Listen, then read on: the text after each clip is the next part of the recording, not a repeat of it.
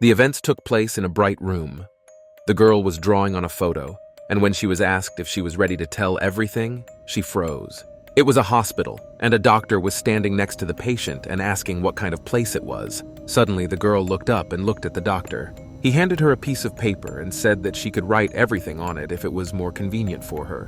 The patient looked down, and then she took the paper, saying that she would write about everything better. She started by writing class 1 to 9 inches. The events moved back to the beginning of this eerie, mysterious story. The bus was speeding along with the number 1 to 9 inches written on it. In the back seat, Sharon Jong tried to take her phone from a classmate.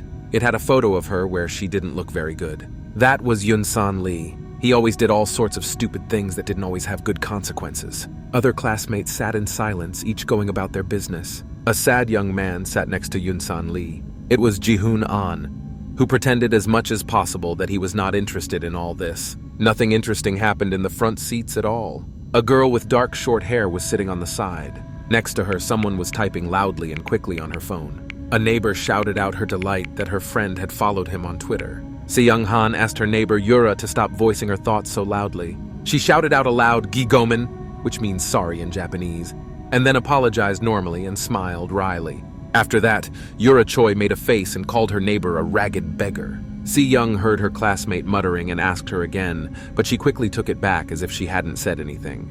Suddenly, someone tapped her shoulder with a finger. It was a classmate with long brown hair, and he offered to switch places. Mung Jin-woo said he was starting to feel sick in the back seat. Yura Choi seemed to blush and become embarrassed and nervously agreed, thinking that she was not ready for such intimacy. And she quickly ran away from her seat in shame, looking at her phone. She tweeted that there was a girl in her class who was on Social Security, and she was very insecure and had just spoken nonsense, showing her complex. And her crush got involved and switched places, and she was very touched by it. She also wrote that Man Jin-woo looked at her very hotly. Yura Choi came to a girl with glasses who was reading a book. It was Cho In-hyun, the head of their class. Yura thought that her neighbor was a nerd, that she even studied all the way, showing everyone her intelligence. When Choi sat down, someone sharply hit her in the seat. She turned and wanted to start swearing, but stopped abruptly.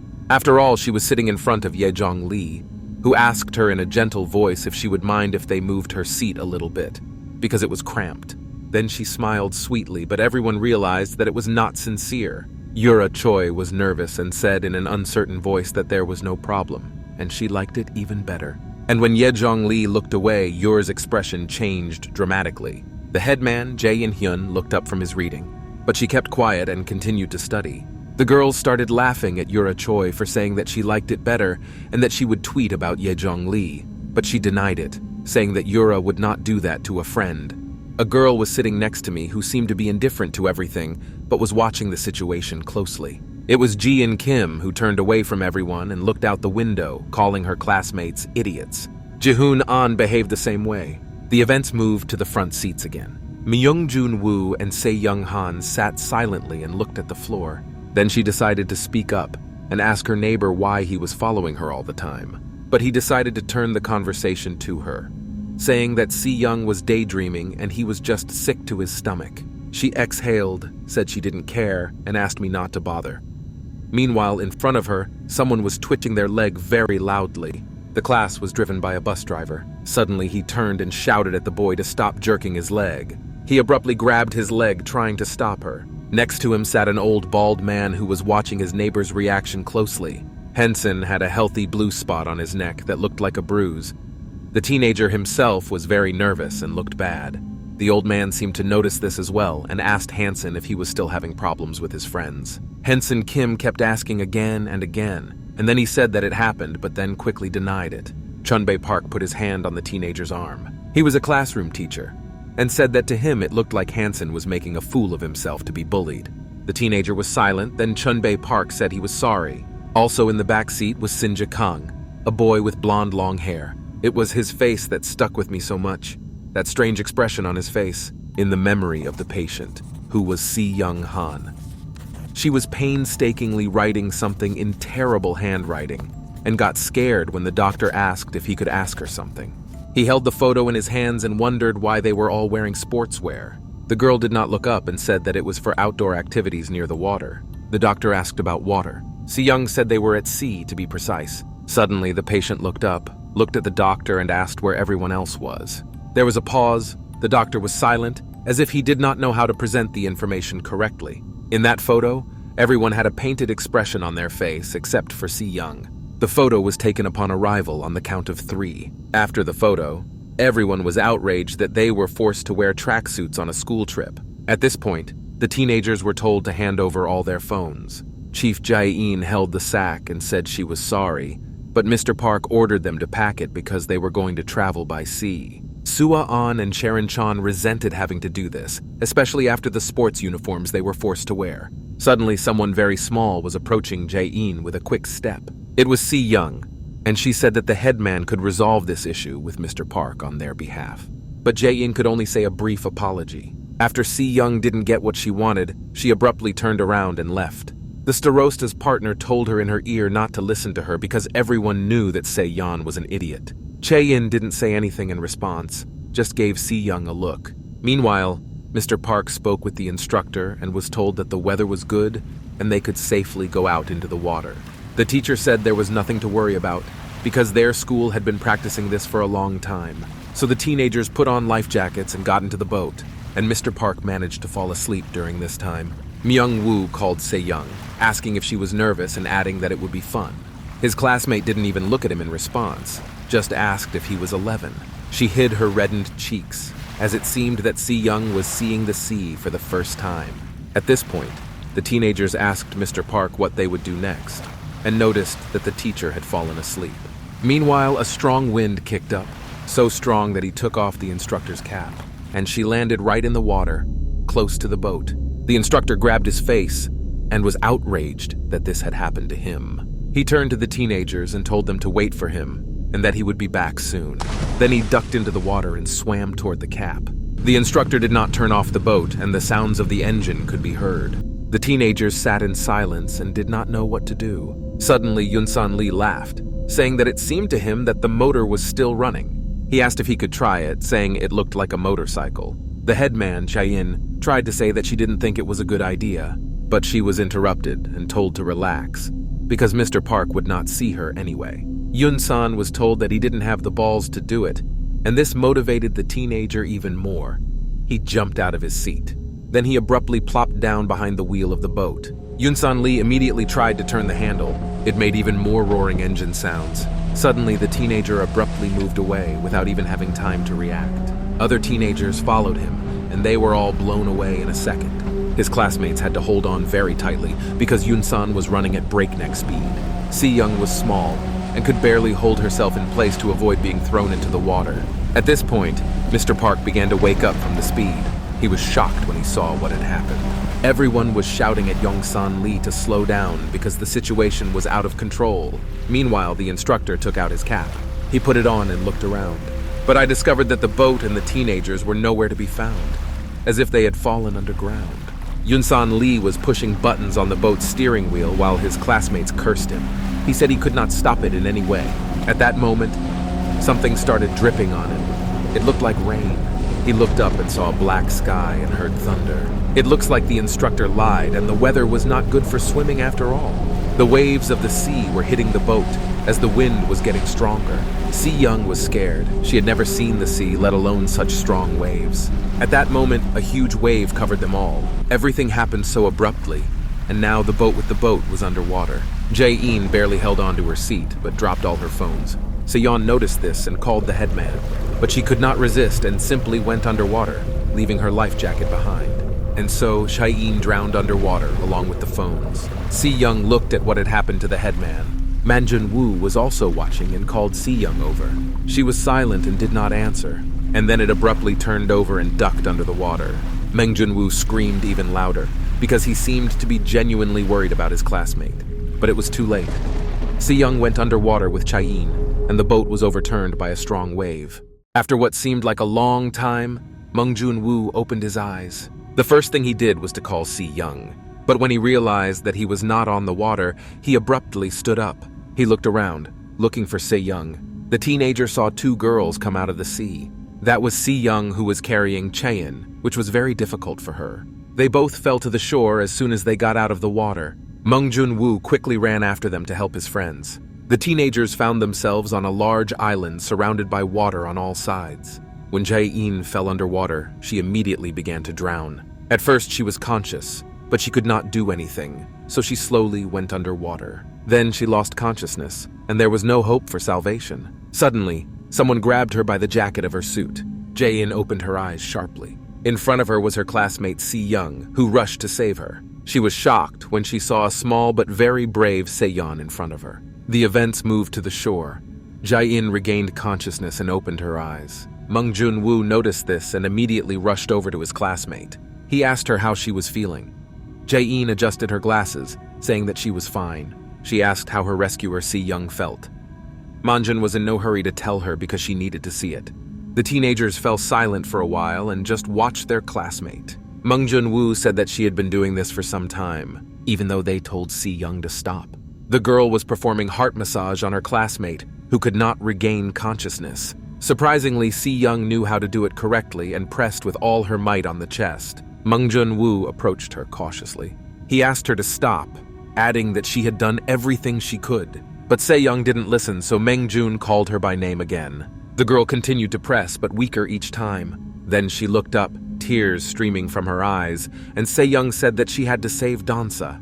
My classmate was lying on the sand and looked really bad. At that moment, Se-yeon came over and was frightened when she saw her friend. The poor girl just threw up on the sand from what she saw. Myung-woo said in a calm voice that Se-yeon herself realized that Dansa could not be saved. She exhaled loudly and sadly, saying that she understood everything and promised to stop. After that, the teenagers took their life jackets, and then they covered Dansa with them and stood there in silence, in a deathly silence. Se-yeon was shaking and could not believe what had happened. Silent tears flowed from the girl's eyes. Especially the starosta was given away by her hand, which was trembling so much that you could even hear it. Se-yeon noticed this and said that the others didn't know anything, so she suggested keeping it between them.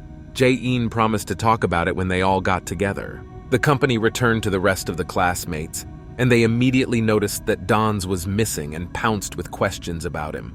They had to tell them everything. And after hearing everything, Yejong-lee just snorted and then asked for her phone back, as if nothing had happened. Se-yeon was clearly not expecting such a request after everything that had happened, so she asked again. Then Sua-an and Cherin-chan joined in, demanding their mobile devices back. They added that they had inspected the area, and there was nothing but grass and trees. Se-yeon said she actually lost all her phones at sea. She recalled how she almost drowned, and the last thing she was thinking about then was phones. My classmates started screaming and getting outraged, thinking it was a cruel joke. Se-yeon apologized, stumbling over her words. She still couldn't get over the news about Dansa. Then the rest of the classmates joined in and the indignation grew even more. Se-yeon slipped into her tracksuit and silently listened to the teenagers' indignation. She was nervously rummaging through her costume and couldn't even hear what they were talking about. Chae Jin-jong said she knew Se-yeon couldn't be trusted with a phone, adding that hers was brand new. Suddenly, someone sharply pushed her away. Firewood fell on the floor with a comment that it would soon be dark. And the nights were cold and all their clothes were wet, so there was no time for quarrels, unless one wanted to die of cold. Se-yeon said that. And she added that if they were all so eager to find the guilty party, they would have been better off turning to the one who was really guilty.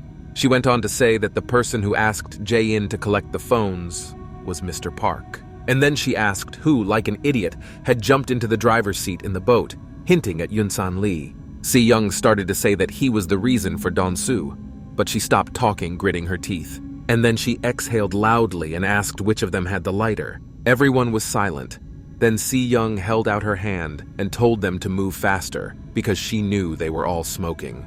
The teenagers were sneakily silent, and Mr. Park looked around to see the smoker. Se-yeon was still holding her hand, waiting for the lighter. Suddenly, someone gave himself away and put it on the girl's hand. It was Ji-hoon-an, and he didn't even look Se-yeon in the eye. Ji and Kim remained silent as she watched Ji-hoon. Se-yeon grabbed the lighter, commenting that Ji-hoon-an wasn't even ashamed.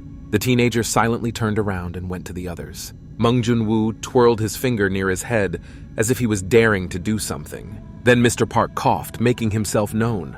And then he reassured everyone, saying that the situation was bad, but they didn't have to worry because he had his cell phone with him. Then he ordered them to check their briefcases and lay out everything they were going to eat and drink. Mr. Park came over to the things and asked why they had taken so much water, while others were indignant that they would be sleeping on the ground. And someone said that he was starting to like it, because it was like a hike. Jae-in sat behind everyone else and listened to the conversations. Mung Jun-woo noticed her and asked if she was okay. Jae-in thanked him for his concern, not expecting the attention. And then she asked where Se-yeon was, to which Mung Jun said that she slept like a baby. Then he added that she had to go through a lot to save everyone. Mung Jun kept his eyes on Se-yeon and said that she was too persistent for such growth. Jae-in watched in silence as Mung Jun spoke. The teenager noticed the Starosta's eyes on him and asked what happened. She adjusted her glasses and said that she thought he was in love with Se-yeon. Myung-jun exploded, started screaming and asking how Chae-in found out about it because he hadn't told anyone. After that, he ordered Chae-in not to tell anyone, and the headman pretended that she didn't care. The teenager coughed to cover his face and avoid showing shame. And then he said that Se-yeon looked like a porcupine, but inside she was actually very kind. Chae-in also looked at her classmate and said that Myung-jun was right, and Se-yeon was really a good person. The Starosta's hand was exposed, and there were severe cuts on the wrist, and she offered to talk to Mr. Park. Meanwhile, it was getting dark and everyone was going to bed. But for some reason, some teenagers could not sleep, and were quietly going somewhere with full bags of food and water. They stood over Ji-hoon An, who was sleeping soundly, and tried to wake him up, saying that everyone was waiting for him. He barely opened his eyes, and he saw Yoon-san Lee and the girls above him, who told him to hurry up and be quiet. So they all went through the bushes to another place. Ji-hoon An only had time to wake up and realize what was happening. They came to another campfire, where the rest of their classmates were waiting for them. Shin Jae-kang held out a glass of drink, telling Ji-hoon that he was late, so he had to drink a penalty drink. Meanwhile, the photo showed Don-su's face painted over. The events moved back in time to a narrow street where a little boy was sitting and coughing. Se-yeon stood there, and an old man with a heavy, large wagon was approaching her. He had a medal on his cap. Se-yeon was unpleasantly shocked when she saw her grandfather and asked him to stop collecting waste paper. He was doing it to earn some money. She came closer to him and said that he was not feeling well. The old man smiled and reached into his pocket. Then he smiled even bigger and held out the package. Se-yeon was in no hurry to take it, but first asked what it was. The grandfather shoved it into Se-yeon's pocket, commenting that she was going on a school trip and would need money there. The girl immediately gave the money back, saying that she would not go because she really did not want to. Se-yeon looked down to hide her deception, saying she was sure it would be very boring. And then she added that Eun-jung wasn't getting any better, so she didn't think it was a good idea. Then Grandpa grabbed Se-yeon's hand with both hands, and he said that she really had to go and have fun with her friends, because when she got older, she would not be able to go on a school trip. Se-yeon looked at the money in silence. It was her opportunity to see the sea. Then in an uncertain voice, she agreed and thanked her grandfather.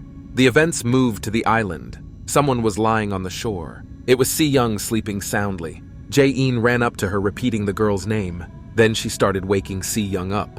It seemed that something really important had happened. She eventually woke up, rubbed her eyes, and asked what happened. Meanwhile, something really happened behind the bushes. Food and drink packages were lying on the ground, and also teenagers who seemed to be dying and felt terrible. Yoon-san Lee laughed at everyone, but Sua-an seemed to be completely sick, vomiting. He told Ye-jong Lee that she looked terrible, and she started beating him up for it. Sua-an complained that she had eaten something wrong, and her friend was afraid she would die of a headache. Se-yeon saw this picture. The girl could not find words to describe her shock. While she was searching for words, the others continued to act like idiots, not even noticing Se-yeon. But her patience seemed to be about to run out. And so it was. Se-yeon shouted loudly that they were all just a bunch of stupid, useless bastards. Ye-jong Lee and Yoon-san Lee interrupted their fight, shocked that they had just been yelled at. At that moment, Mr. Park came over and asked what was going on. Suddenly, an empty tin can of a drink was sharply stepped on. Se-yeon asked what they all thought, if it was just a joke to them. She kept screaming at them for daring to eat and drink all the food they had left. Yoon-san Lee told Se-yeon to watch his tongue. He said that even Mr. Park hadn't said anything to them about it, and asked who Se-yeon thought she was. And then he came closer to his classmate and added that actually, the teacher said he would call for help, so they would get out of here. So he told Se-yeon to shut up if she didn't know anything. Then Mr. Park began to speak timidly. He tried to say that his phone was broken, Then Yun-san Lee started shouting that he promised to save them. Mr. Park did not even dare to look up, saying that he was telling them this to calm them down, because the teenagers were very nervous at the time. Yun-san Lee said he couldn't believe it, and others also started to panic and ask what they should do now. Suddenly, Se-yeon heard a rustling behind her. She turned sharply to see what was there, but I saw nothing. Se-yeon said she thought she saw something there. Yun-sang said he felt sick even when he thought about it. Then he opened the bottle easily, as if he were at a resort, and he just drank it all greedily. Suddenly, a bottle was snatched from his hands. He didn't even notice or realize what had happened. Then he got very angry and asked in an angry voice if he was being bullied. It turned out that it was Myung-jun Woo. He said that Yun-san had heard Se-yeon and they had to save what supplies they had left. Yun-san grabbed Myung-jun by the collar, shouting that they had already gotten him. Se-yeon said in a calm tone that she couldn't believe they were so immature and irresponsible. Then she just took all the water and wagged it, straight to Yun-san Lee. Now he was not so cool. This infuriated the teenager even more, and he threatened to kill Se-yeon. But she wasn't afraid of this idiot at all. She just said that it was their last drinking water. Then she threw the bottle on the ground and added that from now on, they had to find their own food and water to survive. So she suggested that they continue to spend time and energy if they wanted to starve to death. Meanwhile, all the classmates gathered. Shin Jae-kung asked what was going on. Ji-hoon An remained indifferently silent. Se-yeon said that if they wanted to get out of this place alive, and then she pointed at Jae-in, who was quietly watching from behind the bushes. After that, Se-yeon said that they all had to obey the headman. She would be the leader. Chae-in was not prepared for this. Moreover, the starosta himself would not mind obeying someone else. Se-yeon said that Chae-in was now in charge. The starosta asked why it was her. The others were also outraged, saying that Se-yeon had gone mad. Jae-in looked down, not pleased to hear such things. And then I got angry and pulled myself together. Then she ordered them in a stern voice to divide into teams and pairs to search for food. Sua-an was outraged, asking what they were looking for. Jae-in ordered them to gather everything they thought they needed for their survival. Chae-jong opened her mouth and began to say that Jae-in could not have told them what to do. But she was interrupted by someone who stepped on an empty water bottle. It seemed that someone was watching them. The starosta said that she believed they would all do as she told them if they had at least a drop of conscience left.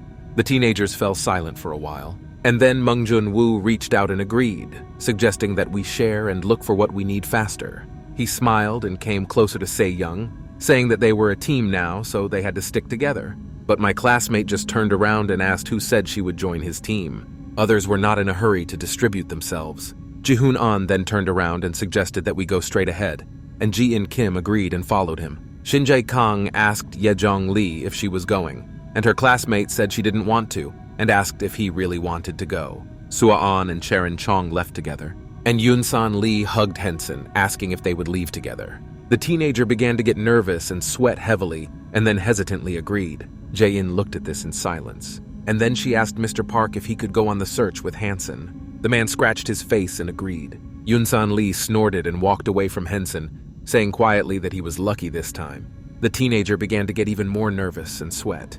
Without turning around, Yun-san called out to Chang-shung, and then he came back and promised to pay her back. Jae-in called on Yura to unite and go together, and she agreed. After that, the starosta simply shone because she managed to organize everything. So the teenagers went in search. Everyone scattered in different paths through the bushes. Myung-jun Woo chased Se-yeon and yelled at her to wait for him. He was in a good mood because he was paired with his love, and asked what they would be looking for. Se-yeon did not look pleased, resenting the fact that Myung-jun was very loud. Then she ordered me to be quiet for a second and switched to a whisper. And then she joyfully shouted out what she had found. Myung-jun Woo silently watched what was happening. In front of him was a small lake with fish, and all of this was found by Se-yeon, who looked at Man-jun with satisfaction. Meanwhile, Mr. Park and Hansen walked forward into the bushes. The teacher walked behind and thought that the teenager was at least trying. Suddenly, Hansen's expression changed dramatically. After all, he found a real weapon on the ground.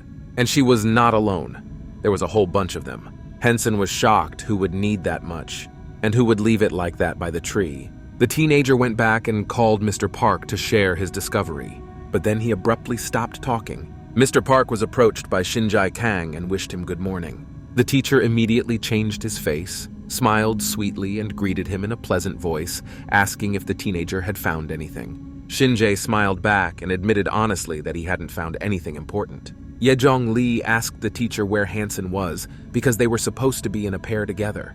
Mr. Park said the teenager was walking around the area on his own. Then he pointed to the bushes behind him. Shin Jae-kang looked at Mr. Park in silence. Then he smiled, scared.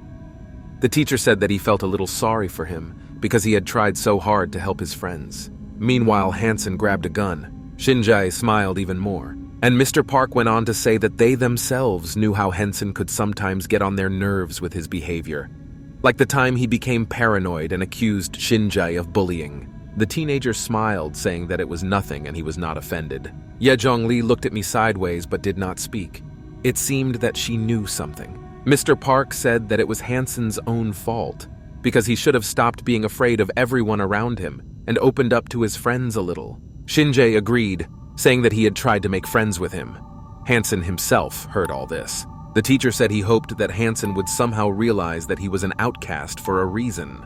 Shin-jae laughed at that and told Mr. Park not to talk like that. Hansen, meanwhile, had his fingers on the trigger.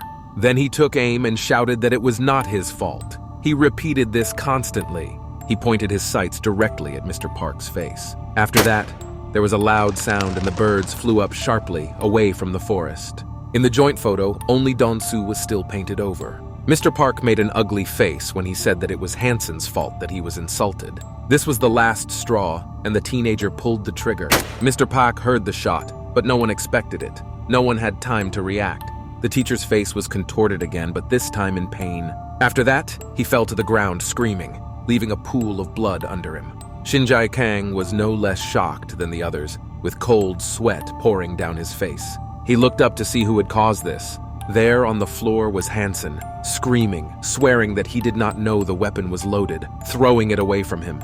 His face was contorted and looked like a crazy person, and he kept making excuses, repeating the same thing. Meanwhile, everyone gathered on the shore and asked Sinja what was taking so long. The rest of us watched in silence, waiting to see what would happen next. Jae-in spoke first, asking what happened. Mr. Park was hanging around Sinja's neck, who carried him all the time. The teacher's leg was bleeding, leaving traces. Behind him was Ye-jong-lee and Hansen, who had no face at all. His eyes were glassy, like a maniac's, and cold sweat was streaming down his face, and the teenager kept repeating that it was not his fault. The company was approaching the others. No one was in a hurry to leave or ask questions. That is why Ye-jong-lee was the first to speak, saying that they would not believe what had happened. Jae-in was eager to hear the story. Ye-jong said with admiration that Hansen shot Mr. Park with a gun. Yun-san Lee asked where he found the weapon, not believing the story. Then Sinja threw all the weapons they found on the sand and said they found it on the other side of the island. At that time, everyone had questions, because no one could believe that there were weapons here at all. Mung Jun-woo looked down, realizing what was happening. Then Shin-jae confirmed his fears, saying that they were not all stuck on an ordinary island. Se-yeon came up to them. My classmates started shouting their admiration for the fact that they now had weapons. It was only Chae-in who dared to ask Mr. Park if he was okay in a trembling voice. The teacher sat down on the ground and said that fortunately it was just a scratch. Then everyone turned their attention to Hansen and asked him why he did it. The teenager did not know where to go because he was very worried about what had happened. Someone said they should tie up Hansen. Jae-in was outraged. Sinja repeated himself, ordering the teenager to be tied up. Hansen just listened to all this with a glassy stare, and Shin-jae said he was mentally unstable. He was crumpling his jacket, and Sinja added that this could happen again, and then someone else would be hurt. My classmates were silent. The news shocked them. They did not know what to say. Jae-in screamed that this was complete nonsense, and they couldn't have tied up their friend. Then an eerie smile appeared on Shin-jae's face. And then he turned his head and asked if Jae-in would take responsibility if Hansen shot his friend. Chae-in did not expect such a question and could not find the words to answer. Eun-jung Lee remained silent in condemnation. Then Sinja threw the ropes on the sand, saying they could tie Hansen up with them. Suddenly, Sharon Jong screamed, agreeing to tie up her classmate. Sua-an supported her, adding that Hansen was indeed too dangerous. Yun-san Lee also supported this idea. Myung-woo and Si-young were silent. Yura Choi, too. Suddenly, her eyes grew wide and she screamed. It turned out that she saw a boat on the water near their island. The rest of the classmates were also shocked. as it seemed they had a chance for salvation. Yunsan Lee shouted that it was indeed a boat. Then the teenagers ran to the water and shouted to be rescued, and shouted, waved, and did their best to show that they needed help, attracting attention. Yunsan Lee called out loud for help. Ji-hoon An also wanted to repeat after his classmate, but he suddenly fell silent in the middle of the sentence. He turned around and thought to himself that he had a good idea. Ji-hoon An saw the fire, and then he ordered everyone else to use fire. At that moment, someone came up and stepped on him. It was Meng Junwoo, and for some reason he started putting out the fire with his foot. It seemed that the teenager was making a titanic effort to do so, speeding up his movements. Suddenly, someone grabbed Meng Junwoo by the collar. It turned out that it was Ji-hoon An, who was shouting at his classmate, threatening to kill him. Meng Junwoo was not afraid at all, but ordered the teenager to come to his senses. And then he added that they were not in Korea. Ji-hoon An asked again. He didn't believe his classmate. Meng Junwoo began to speak. Meanwhile, Don-su's face was still painted over in the photo. Cries for help came from the island. Everyone was doing their own thing, but everyone was trying to attract attention. Sharon Jong was screaming that they were stuck, but something else caught her attention, and she looked away. And there she saw Jae-in trying to break up the teenagers. She stood between them and said that now was not the time to fight. Ji-hoon An called Menja a freak and offered to listen to where they were now. He gritted his teeth, and it was clear that the teenager could barely contain his aggression. At that moment, the rest of the classmates came up and pounced with questions. Then Manjun grabbed Ji-hoon An's hand, and he abruptly rejected her. After that, he confidently said that he believed they had gotten to North Korea. Everyone else asked in shock, because the mere thought of it caused great fear. Chae-in turned and asked if Mangjun was sure about it. The teenager looked back at the weapon, saying that their soldiers did not use such weapons. He went on to say that the only country still using such weapons in the vicinity was North Korea. Manjun is sure of this, because his father served in the army for a long time. Sharon Jong asked if Myungjun was joking, and they all wanted to believe it. Yunsan Lee also asked not to joke, saying that it was impossible. Se-yeon was silent. Menjun went on to say that they traveled through the northernmost part of Gangwon-do, a province of South Korea that borders North Korea, then got on a boat and ended up on an island. He said that he could not speak with 100% certainty, but everything pointed to it. Manjun reiterated that they were all in North Korea. Then he said that if they continued to call for help, they would be found. And then they will go to jail or even worse. Suddenly, Sharon Jong laughed out loud. Then she fell to the ground and began to cry loudly, saying that they were finished. She started to have a real hysteria. Yunsan Lee also began to panic and stammered to tell Mengjun that he was joking. And then he panicked and screamed loudly. Then they started falling on the sand and screaming and crying. After that, they decided to turn to Mr. Park. They asked him to come up with something because he was their teacher. Mr. Park did not understand what was happening at all and began to stutter. And then he muttered an apology under his breath and looked down. Sharon Jong panicked even more. The teenagers sat in silence, looking down. Someone was crying quietly. It was Yejong Lee, and she covered her eyes with her jacket. Suddenly, someone handed her water and offered her a drink. Yejong was distracted and asked what it was. Se-yeon replied that it was water from a stream she had recently found. She added that none of them had had anything to drink or eat today. Then, Yejong just took the water that Se-yeon offered and tipped it over. Then I yelled at her, asking how she could even think about it in such a situation. Se-yeon slapped her face and exhaled loudly. Then she asked with an irritated voice whether Yejong wanted to die of hunger or thirst. These words scared her classmate and she changed her tone. Then Se-yeon put down the water, saying that if she didn't want to die of thirst, she had to drink some water. She added that they all had to do what they could to get through the next day. Yejong turned away and fell silent. And then she took the water and drank it greedily, telling Se-yeon to stop pretending to be the smartest every time. Then the class gathered around the fire in a circle. Then Ji-hoon An came back and said that Se-yeon's words made sense. They had to try their best to survive on this island. Yejong turned to Ji-hoon, asking if he was serious. Ji-young Kim was dejectedly silent. Then they called Chae-in. Se-yeon handed her a briefcase with all the remaining food and asked her to divide it equally. Chae-in accepted the assignment and the portfolio. And I was shocked to think that this was all the food they had. They wouldn't last even 3 days. Meanwhile, someone had food in their pocket. When they appeared, the teenager immediately hid them with his hand. It was Yura Choi, and she was nervous and her face showed it. Chae-in suggested that Se-yeon decide together what they need to do to survive. Suddenly, someone held out a rope. Se-yeon was even scared. Shinja looked at her. His gaze was eerie, and then said that they had business first. Then he extended the rope once more, ordering Hansen to contact him. The poor boy was silent and looked at the floor. He did not feel safe and could not stand up to everyone.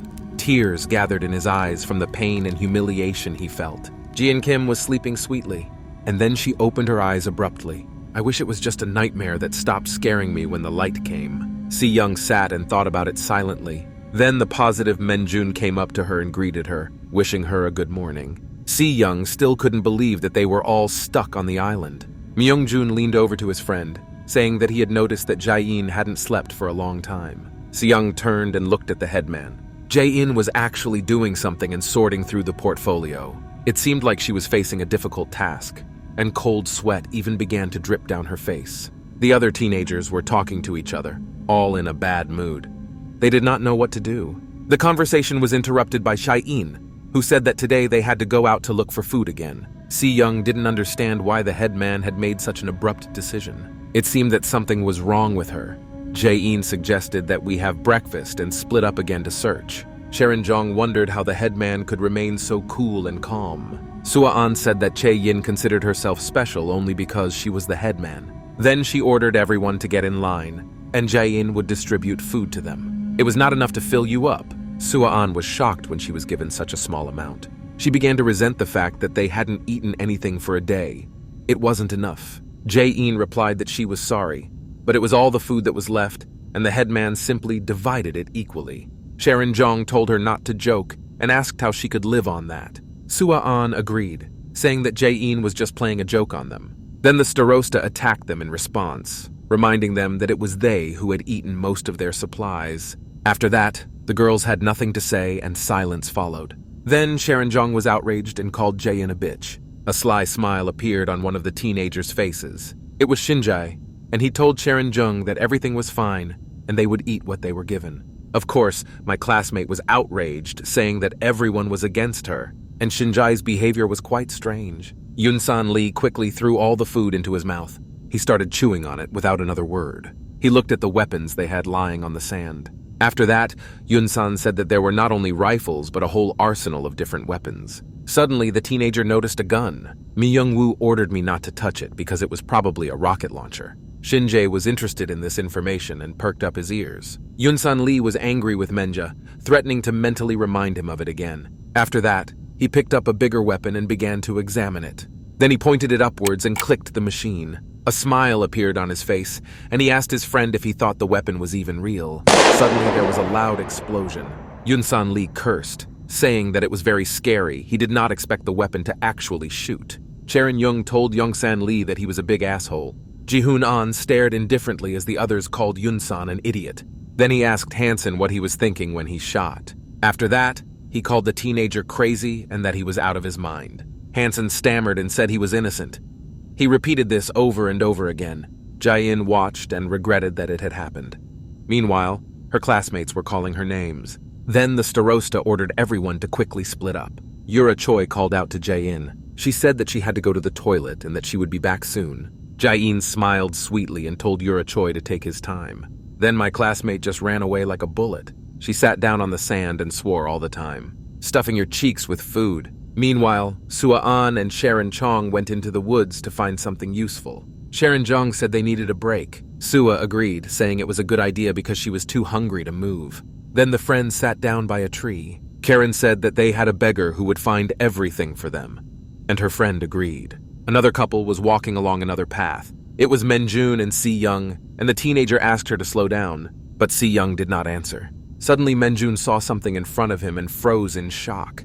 After all, there was a real huge cave in front of them. The teenagers went inside, and Se-yeon said that the cave was big enough for them all to take shelter in case of rain. Suddenly, something caught Se-yeon's attention. Mengjun noticed this and asked her what was wrong, but Se-yeon pretended that nothing had happened and turned away, although she had a lot of thoughts in her head that she didn't want to voice for some reason. Se-yeon wondered how the cave could be so clean, as if someone had lived there. Meanwhile, Sinja found something. He and Yejong Lee found Don-soo, who was covered with vests. She covered her face and mouth with her hands, but then she asked Sinja what it was in front of them. They thought it looked like Don-soo, Upon closer inspection, the teenagers did recognize their classmate. Ye Zhongli could not stand it and vomited. Shinjae said that someone else had covered Dansa with life jackets, and then he added that it was already interesting, and his face became strange and creepy again. Meanwhile, it rained again on the island. Clouds gathered and the sea became rougher. The first drops began to fall on the teenagers. Sua-an also experienced this firsthand. Being on an open surface, they had to look for some kind of shelter. Myung-woo asked Chae-in what they should do now, but the starosta did not know the answer to this question herself. Then Si-young shouted for everyone to follow her, and then she added that they found a large cave and everyone could wait out the rain there. Jae-in thought it was not the best idea, but she had no choice, and so the teenagers reached the cave. They sat down in a circle and all complained that they were wet and hungry. Sharon Jong smelled herself and said that she thought her sweater smelled, and Yoon San Lee said that it stank. Then Jae-in asked her classmates if they had found anything. Sharon Jong and Yoon San Lee fell silent. Jae-in was upset but said it was okay, because she hadn't found anything useful either. Then she gently suggested that we finish up and rest in the cave, and then try our luck again after the rain. The teenagers were outraged and complained about Jae-in as if she was to blame for the weather conditions. Meanwhile, it was getting dark. Everyone went to bed, despite the outrage, but the starosta was awake. She opened her briefcase. She looked at him and decided that the first thing in the morning they had to do was look for food. Suddenly, her eyes fell on something that caught her attention. It was Hansen. He was awake and still tied up. Jae-in felt sorry for her classmate and asked why he was awake. Hansen, as usual, asked again first, and then said that he just couldn't sleep. The starosta looked at his bound hands. Then she told Hansen to come to her and she would untie his hands, at least while everyone was sleeping. The teenager was timid and asked in a shaky voice if it was a good idea, because they could find out. Jae-in reassured Hansen, saying that she would be gone for a short time and that no one would notice them. Moreover, the rest of his classmates were sound asleep. Then Hansen agreed. He didn't like this humiliation himself, but his fear was stronger. So Jae-in untied the teenager, and the two of them sat in silence. Then Hansen decided to speak up and turn to Jae-in, and then he lowered his head and thanked her for standing up for him then. She smiled and said that she thought she had made things worse by standing up and apologized to Hansen. And then the smile on her face fell. Hansen started snapping his fingers. It was nervous. Jae-in said that her surname, Hyun, meant total darkness. And then she added that it described her life quite succinctly. After that, Jae-in fell silent and went into herself. Suddenly, Hansen admitted that she was actually a foster child. And for some reason, she had a hard time with her foster parents. They were good people and loved her, but Jae-in still felt uncomfortable with them. After that, she showed me her cuts on her arms and said that she even tried to end it in high school because of all this. Hansen was shocked by such sincerity. And then he looked down again and said he was sorry. Jae-in smiled, saying it was funny that she was complaining about her life, even though Hansen's situation was obviously worse. The teenager objected, saying that in his opinion, people tend to think their lives are the worst. And then he panicked and quickly explained that he didn't mean that Jae-in was easier and all that. The starosta continued to tell the story. She said that she studied hard and became a starosta only because she did not want to be hated. Suddenly, tears welled up in her eyes, and she said that she was really afraid that people would start to hate her. Hansen was shocked by this information because he did not know why Jae-in could be hated. He told the old lady not to worry because he didn't think anyone in their class hated her. And then he added that only Se-yeon was possible. Jae-in was shocked and asked what Hansen meant. Then he started the story when they were still at school. They thanked Chae-in, saying she was the best. Someone asked why they made the starosta do all the work. Sua-an replied that Jae-in herself said she would handle everything. And then she asked the starosta if it was true. Chae-in timidly agreed.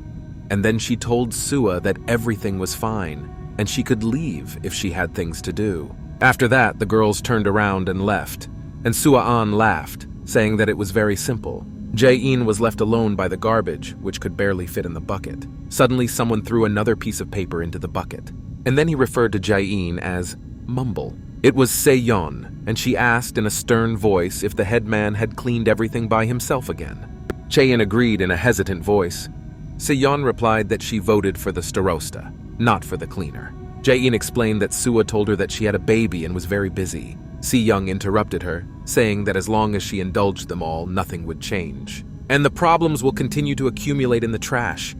Jae-in replied to Se-yeon that Se-yeon is a really good person once you get to know her. The events moved back to the school. Hansen stood there scared and beaten. Suddenly, someone struck them on the cheek again. Hansen fell to the floor, and Yun-san Lee, who did this to him, said that he had warned him to be answered immediately when he asked. Yun-san Lee poured out such hatred and scolded Hansen. The poor teenager apologized. Then he stood up and Yun-san Lee said that he forgave him. Then he ordered me to do it again. Hansen froze for a second. And then he quickly made a stupid face, showing himself to be some kind of idiot or mentally retarded.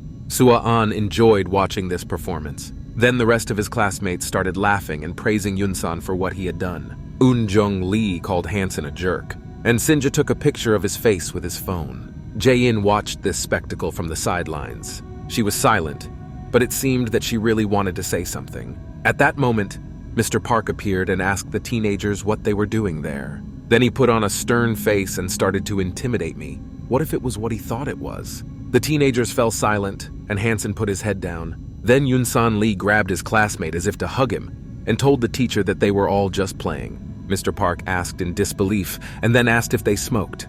Yun-san Lee swore that this did not happen, and that they did not smoke in any way. Then with a creepy smile, the boy asked Mr. Park how he was doing. That was Sinja, and even at school his behavior was very strange.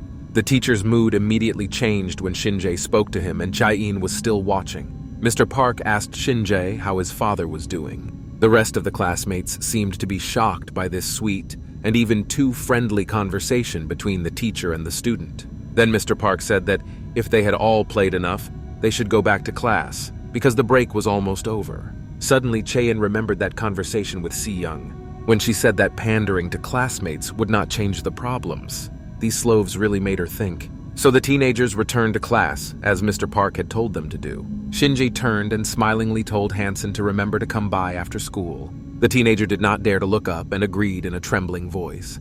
And so Hansen was left alone in the schoolyard. Suddenly, someone grabbed his sleeve. It was Jae-in, who was holding a classmate and suggested that we go to the teacher's room, promising to go with him. The starosta was determined. So the teenagers did just that, and told Mr. Park about the harassment toward Hansen. He asked Jae-in if she was sure of her words. The starosta was stunned, but confirmed everything she said. Then Mr. Park asked who was involved and asked Hansen. The teenager began to worry and sweat, nervously trying to say something.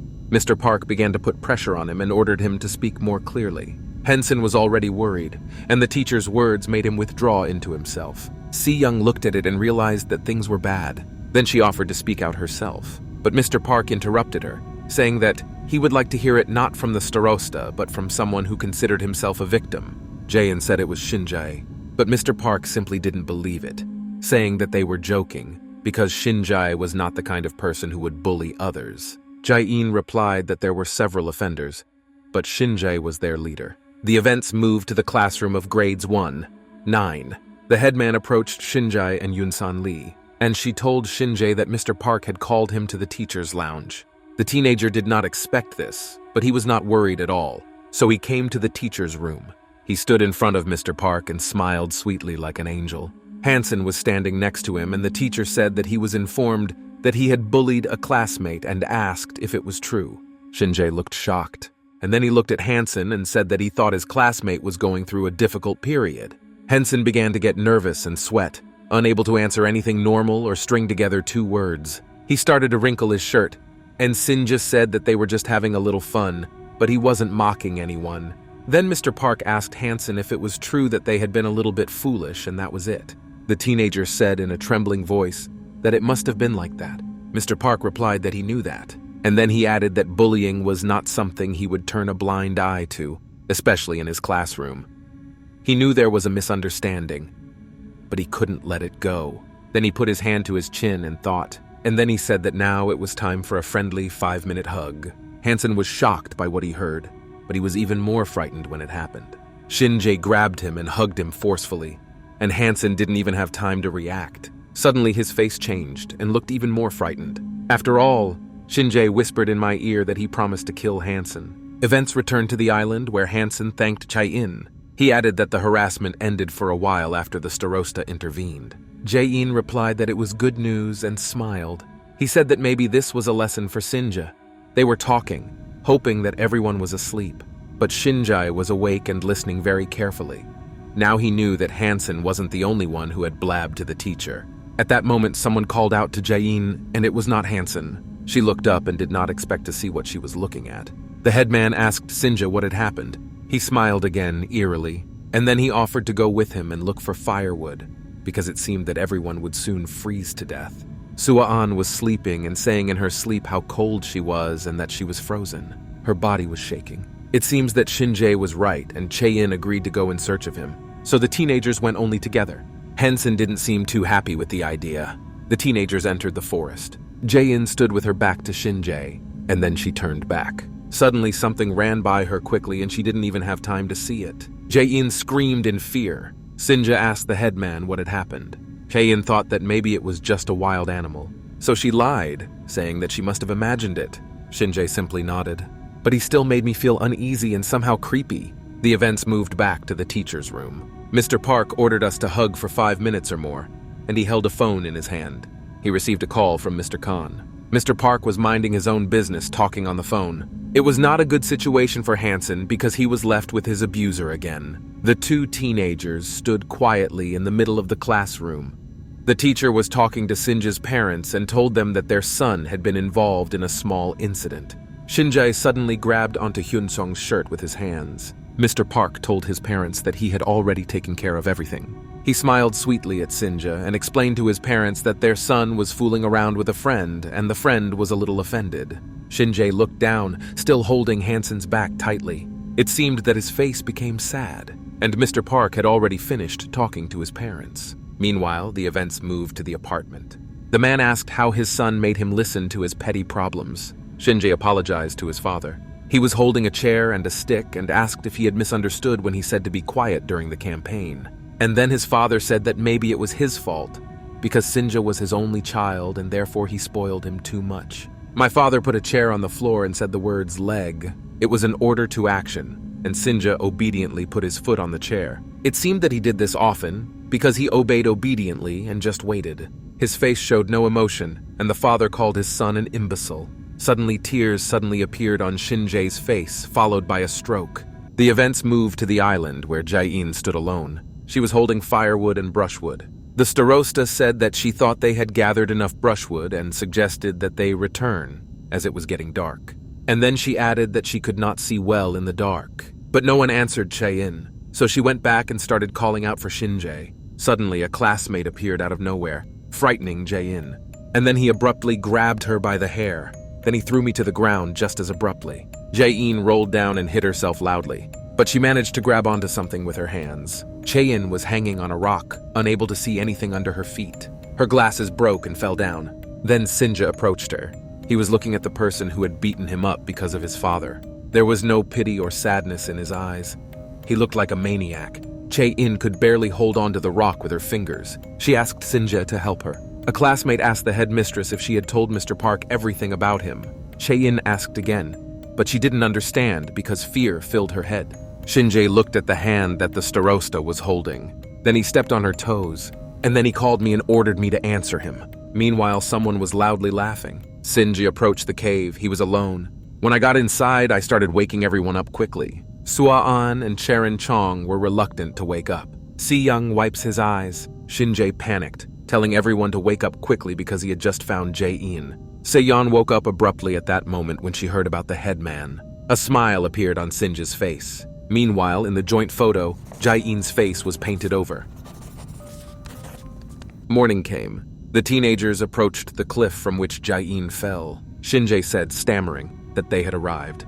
Yunsan Lee asked in a real stuttering voice if what he thought had happened had happened. Sharon Zhang screamed checkmate. Se-yeon was shocked and came closer. Tears immediately came to her eyes. She saw her friend downstairs lying on a rock, but Jae-in showed no signs of life. She didn't even blink. Shinjae apologized to his classmates, saying that he did not have time to save Jae-in. Se-yeon asked what the teenager meant. She seemed to get angry and asked again, which meant that Sinja did not have time to save her. He put his head down, made a guilty face, and replied that it just happened. Suddenly someone shouted, ordering him to stop cheating. Everyone came back, and then someone said that he had seen everything. Shinjae saw who it was out of the corner of his eye. It was Hansen. He was holding a gun and said that he had seen everything Shin-jae had done. The teenager's face did not change, but inside he began to panic. Hansen was furious and ordered me to explain everything. Se-yeon asked what Hansen had seen. He started screaming, saying that he saw everything and that it was Shin-jae who killed Jae-in. Yunsan Lee asked if this asshole was tired of living. Hansen was shaking, filled with rage and hatred for this man who had killed the only classmate who had treated him well. Shinji objected, ordering Hansen to continue. He said that when Shin-jae went with Jae-in to collect firewood. So Hansen followed them because he thought it was suspicious. He hid behind a tree. And then I saw what happened. He saw Jae-in hanging on the edge of a cliff. Hansen said she was holding onto the rock with her hands. And Sinja came over, and instead of saving me, he came over. He stepped on her hands and Jae-in fell. Suddenly a smile appeared on Shin-jae's face, as if he enjoyed hearing about his murder. Then the teenager told Hansen to stop making things up. Shin-jae said that Jae-in took her own life. Sua-an and Cherin-jong were shocked by this information. Sinja said he was just trying to save her, not kill her. And then he added that Hansen knew it too, that this was not Jae-in's first attempt to end her life. And then Hansen realized that Shin-jae had been listening to them all along, and that's why he killed Jae-in. Her classmates began to discuss a new one about how Jae-in wanted to end her life. A smile appeared on Shin-jae's face as he realized that his plan had worked. He came closer, saying that too much had fallen on Jae-in since they were stuck on the island. That was the reason. Hansen realized that they wouldn't believe him. Shin-jae had thought it through too well. Then someone shouted out Jae-in's name. He said that the Starosta was one of the most resilient people on the island. It was Se-yeon, and she asked if Shin-jae wanted them to believe that Jae-in had just jumped off a cliff. Shin-jae asked in response whether Se-yeon meant that he had killed the headman, and then her classmate fell silent and thought. Suddenly, Shin-jae asked Se-yeon what had happened to Dong-soo. She asked again, because she didn't understand how he knew. Shin-jae changed the subject and asked how Dong-soo died. His classmates started whispering, and they didn't even notice that he wasn't with them. Se-yeon thought she had completely forgotten about it. Then Myung-jun-woo joined the conversation, saying that Dong-soo's death was not an accident. But he was interrupted by Shin-jae, who said that Dong-soo's death was accidental and that Jae-in died because of him. At the time, Se-yeon and Myung-jun were in a stupor and didn't know what to say. Sinja became aggressive and asked if they were mocking him. Suddenly, someone screamed loudly, saying that Sinja had killed her. It was Hansen, and he could barely control himself and started swearing at Shinji. The classmate turned to shout. Hansen raised his weapon and took aim, calling Sinji a liar, and then the weapon clicked. Everyone heard this and got cocky because they realized that a shot was about to be fired. Shinji stood in a stupor, calling Hansen a little bastard. A classmate shouted that he had seen with his own eyes how Shinji killed Jae-in. Someone shouted for Hansen's weapon to be taken away. Then a classmate screamed loudly. Shinjae's eyes widened and a gunshot was heard. The bullet flew near the teenager's ear, who was standing in a stupor. Then classmates attacked Hansen and tried to take the weapon away. Shinja looked away. He saw Hansen screaming and tears welled up in his eyes. And then Sinja saw a weapon lying on the ground. He approached her. Hansen was being held. He was on the ground. Suddenly, a weapon was placed near his forehead. After that, there was a click sound and tears appeared in Hansen's eyes. Shinjae looked at his classmate without a drop of harm. And then he said it was self-defense, after which there was a loud noise. In the joint photo, Hansen's face was also painted over. Hansen fell to the ground screaming. The other teenagers were shocked. Sua-an and Cherin-jong, Yunsan Lee screamed. Even the big guy was shocked. Yejong Lee covered her face with her hands because she almost threw up. Se-yeon was furious, so did Man-jun-woo. Even Ji-hoon-an was not as indifferent as usual. Yura Choi did not understand what was happening. Shinjae was simply afraid of the reaction of his classmates. Se-yeon spoke first, asking how he could. And then she said it was beyond common sense. Shinjae just stood there silently looking at his classmates while the others looked at Hansen. He was asked if he had really killed his classmate. Shinjae justified himself by saying that he had no other choice. He looked at his wound and said that they all saw that he had to defend himself. Everyone was in a stupor, and no one knew what to say or how to behave. Se-yeon spoke again, saying in a calm tone that Shinjae had simply killed him. And then she screamed, saying that he had killed their classmate. The rest were silent and just watched what was happening. Sinja replied that he had already said that it was self-defense, and asked not to be forced to repeat it. And Se-yeon came closer to her classmate and said that he must have gone crazy. In response, Shinjae just wiped the scratch off his face. Then Yunsan Lee shouted, ordering Se-yeon to finally shut up. And then he added that Hansen deserved to die anyway. Se-yeon was shocked and could not believe what she was hearing. Yun-san Lee started shouting again, saying that she herself saw that Hansen fired first. He was already dangerous. Se-yeon was silent. And then I asked them who was to blame. The classmates looked at each other. And then Se-yeon went on a screaming rampage, saying that everyone in their stupid class knew that they were Hansen's friends and insulted him at every opportunity. Mung Jun-woo wanted to stop her friend, who was obviously losing her nerve. But he didn't have time to say anything because he was interrupted. Yun-san Lee called Se-yeon a stupid beggar and asked what of it. But he was interrupted. Myung-woo threatened him that if he said it again, he would be finished. Yun-so Lee stretched the word through the syllables. Be... Gardaciati. Then Myung-jun-woo threw himself at Yong-san Lee. Suddenly, someone pushed him away, and then he grabbed a rock. It was Se-yeon who swung this stone. Then she hit Yun-san Lee with it. Mung Jun-woo was shocked. Shinja, too, because everything happened so fast that no one had time to react. And Se-yeon was able to stand up for herself and not get retaliated against. Yun-san Lee called her a woman of easy virtue. Then he swung to strike. But then Myung Jun-woo intervened and prevented the offender from hitting Se-yeon. He ordered Yun-san Lee to stop. Then a big guy came up to him and ordered him to stop. Mung Jun-woo was not afraid in the least. The big guy asked if he was now a beggar's boyfriend, and in the meantime, they grabbed him by the collar. After that, Menjun easily threw him over himself. He threw it on the floor. Then Yun-san Lee tried to attack him with his fists. But Menjun slapped him in the face too. It seemed that he could overcome them all. The teenager was very strong. Suddenly, something clicked. Everyone there understood what the click meant. Myung-woo was told not to think that he could not have been shot either. A gun was put to the teenager's temple. It was Sinja. He put his finger on the trigger. Se-yeon was shocked. One could expect anything from this inadequate. Then someone put their hand on the muzzle of the weapon. It was Ji-hoon An, and he took the weapon and said that it was enough. He looked directly into Shinja's eyes. My classmate responded in kind. They just stood there in silence. Myung-woo looked at Se-yeon. She was furious and said that she would never stay with a cold-blooded killer. And then they parted ways and went their separate ways. The teenagers did not even look back. And Ji-hoon An was watching them with his eyes, as if he wanted to go with them. So the rest of the teenagers returned to the cave. They went inside and were met by Mr. Park. He immediately asked where they all were. And then he asked where the others were. The teenagers did not know what to say, and only looked at each other. Mr. Park immediately realized that something had happened and ordered me to tell him everything. But the teenagers began to panic even more and break out in a cold sweat. Suddenly, Sharon Jong sneezed, and then she started shivering, saying that it was very cold inside and she got sick. Mr. Park insisted on telling me everything that had happened. Then they began to approach him, slow steps but such a familiar gait. Shinjae smiled all over and said he would tell me everything. He came back. It was raining, there was a heavy downpour. Se-yeon and Myung Jun-woo were walking in the rain. The teenager asked her how she felt. Se-yeon suggested that they first find a place to dry off. Menjun was all red, but he said nothing. Then he coughed. His head began to spin violently. Then he slipped. And he fell loudly on Se-yeon. The teenagers slid down and fell. They landed and saw a dark sky in front of them, in a dense forest. Se-yeon stood up first. She looked to the side and abruptly regained consciousness. And then I ran up to Myung-woo, who seemed to be in a very bad way. He did not respond to his name. Se-yeon called out to him, put her hand on his body. The teenager's body was very hot, like he had a high fever. Se-yeon was very scared and called out for Myung-jun. Suddenly she heard something and perked up her ears. She heard hoofbeats, and then I felt the boar's hot breath. Se-yeon turned to see what it was. She saw a huge boar breathing right at them.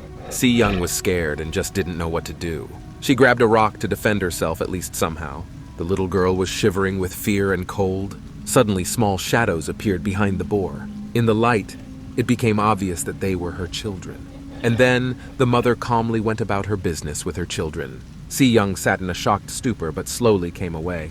Mung Jun-woo called out to his classmate in a quiet voice. She quickly ordered him to shut up. Suddenly, someone came up behind them. Myung-woo said that he was not talking about them. He ordered Se-yeon to return. She saw the shadow of a healthy man. He had a knife, a gray beard, and an eerie look. The events moved to the cave. Ji-hoon An looked at the exit as if he expected someone to come in. Ji and Kim noticed her friend's sad mood and asked what happened to him. In response, he said in an indifferent voice that the rain was too heavy, pouring down like a bucket. Ji-in asked if Ji-hoon was worried. but the teenager turned aside and looked indifferent, as if he was thinking. Then they were brought a backpack with food and offered a snack. It was Sinja. Sua-an asked if they could really eat all of it. Sharon Jong agreed, adding that they were running low on supplies. Shinjae smiled and said that everything was fine. After all, they now had fewer mouths to feed. Mung Jun-woo was sleeping, and then he opened his eyes. He quickly got up, realizing that he was lying somewhere in a strange place. There were Japanese characters on the wall that meant truth, righteousness, and justice. The entire wall was written in these characters, and Mung Jun-woo did not understand where he was. Suddenly, I heard footsteps. The teenager abruptly stood up, sensing danger. Then the body appeared. Someone suddenly grabbed a stick and started waving it. It was Man Jun-woo. He was holding a gun and was aggressive. The stranger told the South Korean boy to calm down in a rough tone of voice. This was his way of indicating that Menjun was from South Korea. But the teenager stood his ground and shouted, demanding that the stranger tell him who he was. It turned out that there was also a dog inside, and it started to growl. But then the man stroked him, and the dog immediately calmed down. Then the stranger repeated himself and told the South Korean boy to calm down. In fact, in the light, the man's face did not look so angry and dangerous. Se-yeon appeared behind him and happily called out Manju's name when she saw that he was awake. She wanted to go up to him. And for the first time in a long time, a smile appeared on her face. The teenager was shocked that Se-yeon was also with him. She came up to Menjun, perhaps wanting to hug him, but the teen stood up for her and ordered her to stay behind him. Se-yeon ordered Myungjun in a sweet voice to calm down, saying that this gentleman had saved them. The teenager asked again with a trembling voice. He could not believe that this big man had saved them. Se-yeon confirmed this once again and added that her grandfather lived alone on this island. Mung Jun-woo exhaled quietly but heavily. Then he felt sick and moaned. The teenager looked down and saw a red bone on his foot, and realized that he hadn't even noticed how he had twisted his ankle when he fell. The grandfather looked at the teenager's leg and said that it still needed rest. After all, even the slightest injury here could lead to death. After that, he threw the potatoes at Meng Jun-woo and ordered him to catch them. And then he dumped her and Se-yeon. The teenagers looked around and then stared at the potatoes in silence. Then, my grandfather told them not to worry, because he did not intend to kill them. The teenagers were silent and just looked at him. Then he just turned around and left. Se-yeon asked him where his grandfather was going. The dog also looked at his master. And then he turned around and stuck out his tongue and looked sweetly at the teenagers. My grandfather replied that he had gone to get dinner. The teenagers seemed very tense. And then they just pounced on the potatoes their grandfather gave them. They thought it was so delicious. Who would have thought that a simple potato could be so delicious? Tears even began to form in their eyes. They ate in silence, greedily biting into the potatoes. We didn't even notice it was over. Then Myung-woo asked Se-yeon what they should do next. Her classmate was still chewing her food. And then she swallowed and there was silence, after which she said that they had to do everything possible to survive. Their cave was under a tree, with the roots serving as a roof and support.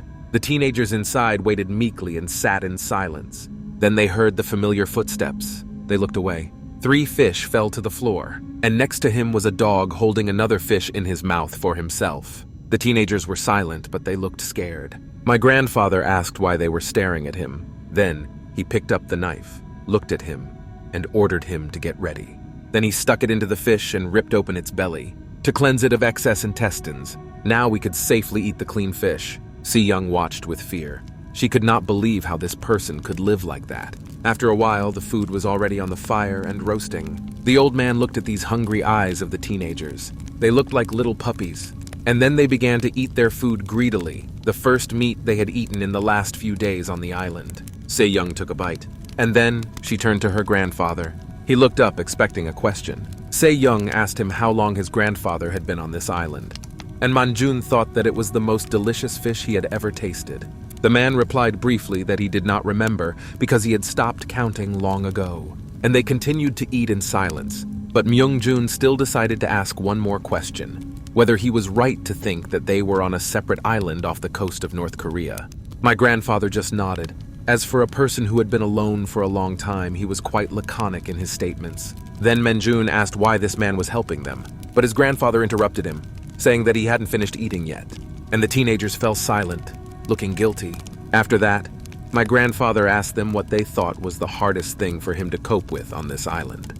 And then he suggested that it could have been hunger or injuries. The teenagers were silent and listened attentively. After that, my grandfather said that the hardest part was loneliness. He added that he didn't need anything from them, calling them South Korean children. After all he wanted was to meet other people and talk. The teenagers were silent. The grandfather went on to say that they had gotten into a fight with those children and most likely had nowhere else to go. It turned out that the man had been following them all for a long time and had seen everything that happened to them. And then he offered them to stay with him if they wanted to. Se-yeon stammered and thanked her grandfather for that. He was very kind to them. Some time passed. The fire was burning out. Grandpa called his dog Taepung, which means cyclone in Korean. The dog immediately opened his eyes, and they walked together to the exit. At that moment, Se-yeon called her grandfather, asking him to wait. He returned and waited for an explanation. Se-yeon barely opened her eyes and began to pack, saying that she would go with him. Her grandfather said she didn't have to prove her worth to stay here, but Se-yeon said that was not why she wanted to leave. She asked him to teach her how to survive on this island. Meanwhile, the events moved to the cave. Someone's stomach was rumbling there. It was Se-yeon, and she said out loud that she was very hungry. Ye Jong-lee supported her, saying that they would soon starve to death, and there was no more food left.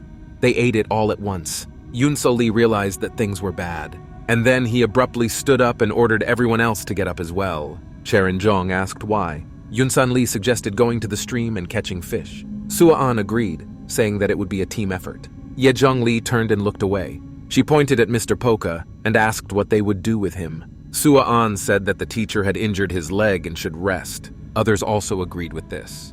There was silence, and everyone just stared at the teacher. Then Shin-jae put on this fake smile and said they'd be back soon. Mr. Park agreed and told them to be careful. When no one was looking, Shin-jae's expression changed dramatically and was no longer so friendly. The events moved to the forest. My grandfather was walking ahead of me and Se-yeon was running behind him. She could not keep up with him and shouted for him to wait for her. Suddenly, Se-yeon's expression changed dramatically. After all, she saw a bunch of people in the stream in front of her, and it could only be them. Her former classmates who tried to catch fish with sticks. But it seemed that their attempts were in vain and the fish simply ran away from them. The girls just watched the boys' poor attempts to catch fish. Grandpa also saw them and asked Se-yeon if they were her friends. She lowered her head and said that she was done. I could feel the pain in her words. Yoon Sun-lee was busy trying to catch food, and then he looked to the side and noticed something. After him, the rest of the classmates looked at the same spot. Meanwhile, my grandfather went into the water, and it was hard not to recognize his face. Everyone was silent, standing in a stupor. There was a deathly silence. Grandpa bent down and started fishing, and Se-yeon told him to be careful. He took out the rope with the fish on it and scolded the others for making so much noise that they scared all the fish away. Se-yeon watched carefully, realizing that she had been placing the bait in the wrong place all along. The fish was hanging on a hook, but it was unusual. Grandpa told Se-yeon to put a few more baits in different places and check them every 2 or 3 days. The girl listened attentively to her teacher. The other teenagers just stood there in a stupor and watched. I could only hear the grumbling of my hungry stomach. Se-yeon asked her grandfather what kind of hook he used to catch fish, because it looked very familiar. She took them in her hands to get a better look at them. My grandfather replied that he was tearing off the keys to the cans because a lot of garbage from the mainland had accumulated along the island's coast. Se-yeon recognized this hook as soon as she hadn't guessed it herself. Then she asked her grandfather where they were going now. He said he was going to the garden to pick potatoes. Se-yeon was surprised that his grandfather even had a vegetable garden. She thought about how much she didn't really know. Suddenly, her grandfather told her to be quiet. Then her heart began to beat faster and her eyes widened. After all, she saw a shadow in the bushes and knew exactly what it was. It was a wild boar eating my grandfather's potatoes. Se-yeon remembered seeing him that night. Her body began to tremble and her legs felt like cotton wool. That was Se-yeon's greatest fear. My grandfather was calmly angry that this bastard had ruined everything for him again. Se-yeon was silent, but she didn't understand what he meant. The grandfather added that it was the largest creature on the island, and it looked like he decided to eat it all, which was a pity. My grandfather turned around and told me to go back because, unfortunately, there was no harvest. Se-yeon had no choice but to agree. But finally, she looked at her offender, the boar. Meanwhile, the events moved to the cave. Se-yeon and his grandfather brought the fish, and Myung-woo got up to meet them. He was happy to see them and asked Se-yeon how she was feeling. And then he swore loudly because his leg still hurt. Se-yeon said that he didn't have to meet them. He had to focus on recovery. But Mei Junwoo smiled, saying that everything was fine, and he felt embarrassed that he hadn't done anything, so he cleaned up a little inside. His grandfather praised him, saying that the teenager helped as much as he could. Man Junwoo agreed and was pleased that his efforts were appreciated, so they decided to sit down to eat, and Se-yeon asked her grandfather why they were eating this instead of fish. After all, they had caught her, and she hoped they would eat her when she returned. Grandpa said that fish was a precious food on this island, and this time it was Taepong's turn to eat it. Se-yeon was surprised that the dog ate fish. It was respected on an equal footing with humans. The teenagers looked at their hands, where their food for that day was, and realized that they had no choice because they had to survive. These were grasshoppers. They had a high protein content, but not everyone can eat that. Se-yeon stared at them for a while, and then I closed my eyes and swallowed it all in one go. It turned out that it was not as bad as she expected. Grandpa looked at all this carefully and then coughed. Then he abruptly stood up and walked away from them. Se-yeon watched him and his actions closely, and then her expression changed dramatically. She recognized something. My grandfather brought a weapon, a real rifle, the same one they found in the forest. Teenagers looked at it with open mouths and a little fear inside. My grandfather began to tell me that it was because there were now more mouths to feed, and the garden had been plundered by an animal, so they had to act more aggressively to find enough food and survive. There was silence. No one spoke or moved. Everyone was thinking about their own things. Se-yeon's face contorted. She began to worry and sweat. Then my grandfather looked them in the face and asked if they were with him. He took the rifle closer to him. The teenagers screamed when they saw the weapons. My grandfather said it was one of his rifles, which the class took for themselves. Se-yeon calmed down when she realized that all those weapons belonged to him, not to some maniac. After that, he thumped loudly when he sat down on the floor. And then he looked the teenagers straight in the face and asked them again if they would go with him. They were silent. Myung-woo had a frightened expression on his face, and Se-yeon had a combative one. Then she said she was ready.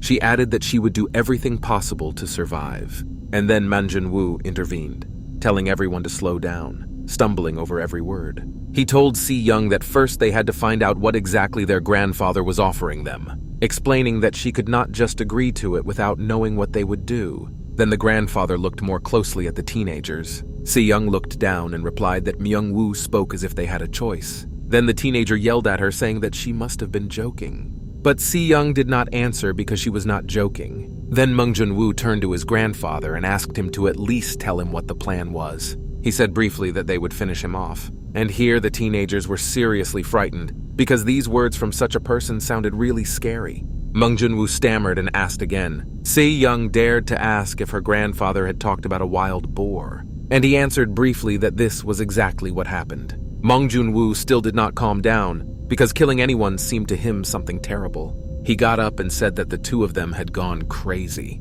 Se-yeon looked at her classmate.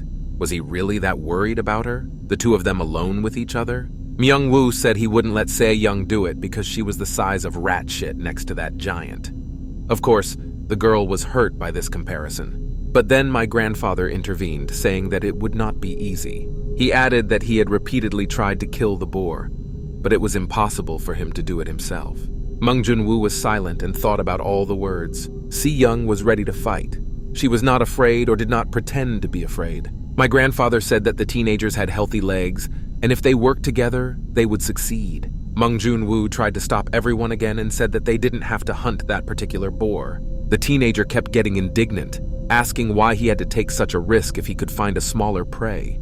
It seemed that this was already irritating my grandfather, this uncertainty of Menjun. He asked the teenager if he thought the robot grew on a tree, and then he added that food was in short supply on this island.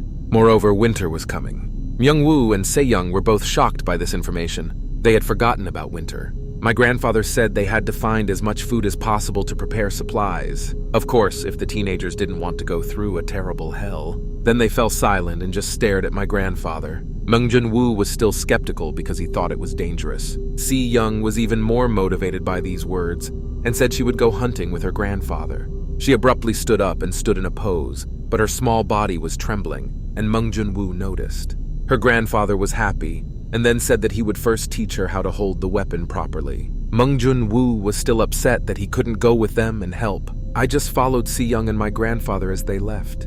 The man told her to make sure she held the weapon tightly to her shoulder and gave her some other advice. Meanwhile, the fire was burning down. Grandpa invited Taepong to go hunting. Se-yeon looked at Myung-woo before leaving and promised to return. The teenager told her that he was the one who had to leave, but Se-yeon said that everything was fine and she could handle it. Mung-jun-woo looked at them with despair and shame that he could not leave. My grandfather said they would go hunting in the morning, but now they are just exploring the area. Then he told Se-yeon to go and they went on an adventure. The group entered the forest and the girl asked where they should go next. The grandfather said that he knew where the boar had been, and now they would just look at the places from afar. Se-yeon just silently agreed with everything. My grandfather said that the boar must have gone in search of food, so he could not be seen. Se-yeon looked at her grandfather carefully, waiting for instructions. Suddenly, he saw and heard something. After that, it increased dramatically. It turned out that a baby boar was walking near them. It was right next to the grandfather's leg. And then he shouted for Se-yeon to run immediately. The girl was shocked and frightened, and tears instantly flowed from her eyes. Then she raised her eyes and looked up. In front of her was the boar she was so afraid of. Events happened very quickly. The boar roared at them, letting them know that it was aggressive. Grandpa recognized this signal and realized that he had to wait. Se-yeon stood there in a stupor, but she pressed the weapon closer to her. The boar was ready to attack. My grandfather immediately started to run away when suddenly a shot was heard. He was not expecting it and looked away. Everything was in smoke, and there was a lot of dust. He stood there and didn't move, because he realized that the beast didn't see him at that moment. Suddenly his eyes widened greatly. He saw her hair flying. It was Se-yeon. The boar decided to target the little girl, who looked obviously weaker. Se-yeon took the weapon and took aim and heard a click. Then several shots were fired, one after the other. Se-yeon's hands were trembling and she could barely hold on, but it seemed that all the shots had missed and the bullets had run out. Se-yeon began to cry, realizing that the end had come. The boar ran at her with all its might. His muzzle was approaching Se-yeon. It was getting closer and closer. The girl was crying and saying goodbye to her life. Suddenly, someone attacked the beast and bit it. It was a dog named Taepong. He killed the boar and Se-yeon survived. A fight broke out between the two beasts. Se-yeon stood in a stupor and could not move out of fear. Tears flowed from her eyes. They began to fall to the ground and someone shouted to Se-yeon that this was her chance and told her to run. The events moved to the cave. Mung-jun-woo didn't meet his friends as happily as he used to. He immediately pounced with questions about what had happened and whether she was okay. Mung-jun-woo was sincerely worried about his friend and asked in detail what had happened to her. The grandfather said that maybe it was too early for Se-yeon to leave and that he would try to deal with the beast on his own. The girl said she would go with him. My grandfather asked her again, thinking he had heard her. Se-yeon said with an angry face that she thought she had gotten the point. So the girl really went hunting. She was serious and focused. No more tears. The boar was coming at her. Se-yeon exhaled, bracing herself for battle. She recalled the words of her grandfather, who said that when the bastard comes to the specified place. So Se-yeon had to aim at this part of his body and shoot him. After all, his heart was there. But it was incredibly difficult to hit the target in reality. Se-yeon squinted and aimed carefully. My grandfather said that even if the hit was perfect, Se-yeon was ready. She was more nervous than ever. And then the shot. The grandfather continued that like any wounded animal, the boar would go into a rage. He ran at a high speed. No one could have kept up with him. My grandfather said that as soon as he ran to his lair, Taepong would start chasing him. After all, this dog was a smart boy. He ordered Se-yeon to follow Taepong, and then after a while, the boar will stop running. And then Se-yeon will see Taepong and this scum trying to scare each other. And it was at this moment that Se-yeon had to finish the beast. All this was to be done by one little girl. Taepong stood there listening as if he were also hearing the same thing. My grandfather said that together they would be able to finish this bastard. Mung-jun-woo called Se-yeon. He felt how risky it was. The girl was silent and just looked down. Then she came back and agreed. Grandpa said he would tell Se-yeon the last details she needed. He approached the entrance. He took the cloth that served as a door. Then he handed it to Se-yeon and told him to put it on, since wild boars have terrible eyesight and it would be wise to use camouflage. She was looking at her camouflage, which did not give her confidence. My grandfather said they would hide until the beast appeared. Se-yeon was ready for it. She had no choice, but she will come face to face with her greatest fear. My grandfather said it was easy to say, but it was one of the biggest boars he had ever seen in his life, and he had never managed to kill it himself. Mung-jun-woo was even more frightened by this information. But Se-yeon said that everything was fine and she would manage, she would do it. Because if they do nothing, nothing will change. The boar ran right at her and growled. Se-yeon waited for him to come closer. The beast was approaching, but it was not enough. The girl waited a little longer, a little closer. The two of them were critically close, about to collide. And then a shot was fired. Meanwhile, the events moved to the cave where the rest of the teenagers were. They sat in a circle and discussed who the old man was, because they all thought that no one lived on the island. Se-yeon said she was dying of hunger. Se-yeon suggested that they talk to the old man. Maybe he could help them all get out of this place. Yun-san Lee called his classmate stupid, saying that the old man would not have gone fishing with a beggar if he knew how to get out. Se-yeon said she didn't have the energy to argue, and Se-yeon said that his words made sense. Shinja listened silently to his classmates, who said that it was very difficult to catch fish, but that the loser and his grandfather were good at it. He thought about what he had heard. Suddenly, someone got up from his seat and said they had to do something and suggested shooting at the fish with a rifle. It was Yun-san Lee, and the brilliant idea was his. Shinja told his friend to think again, because the fish were small and they didn't have much ammunition. Then Yun-san Lee asked Shinja what they should do. He replied that they would go after bigger prey. Meanwhile, the battle between the boar and Se-yeon seemed to have come to an end. The girl went back to see what had happened to the animal. He was lying on the ground and did not move. Her grandfather ran to her and shouted, calling her small. He saw Se-yeon and asked if she was okay. The girl stammered and said that she thought so, but she kept saying that she was small. Her grandfather started shouting at her, saying that she shouldn't have gotten so close to the boar because it could have killed her. Se-yeon said guiltily that she had no choice, because the beast was very fast. Meanwhile, the boar roared. Se-yeon immediately returned. She was still afraid of him. Then the grandfather took out a knife and handed it to the girl. Se-yeon didn't understand why. He explained that in this way she would stop his suffering. And then he showed me that it was enough to just hit one place. Se-yeon picked up the weapon and looked at it. My grandfather said that if she couldn't do it, he asked her to give the knife to him. But she immediately refused, assuring me that she could handle it. Se-yeon exhaled and clutched the knife tightly in her hand. Then she swung sharply and did the trick. A rope was tied to the tree.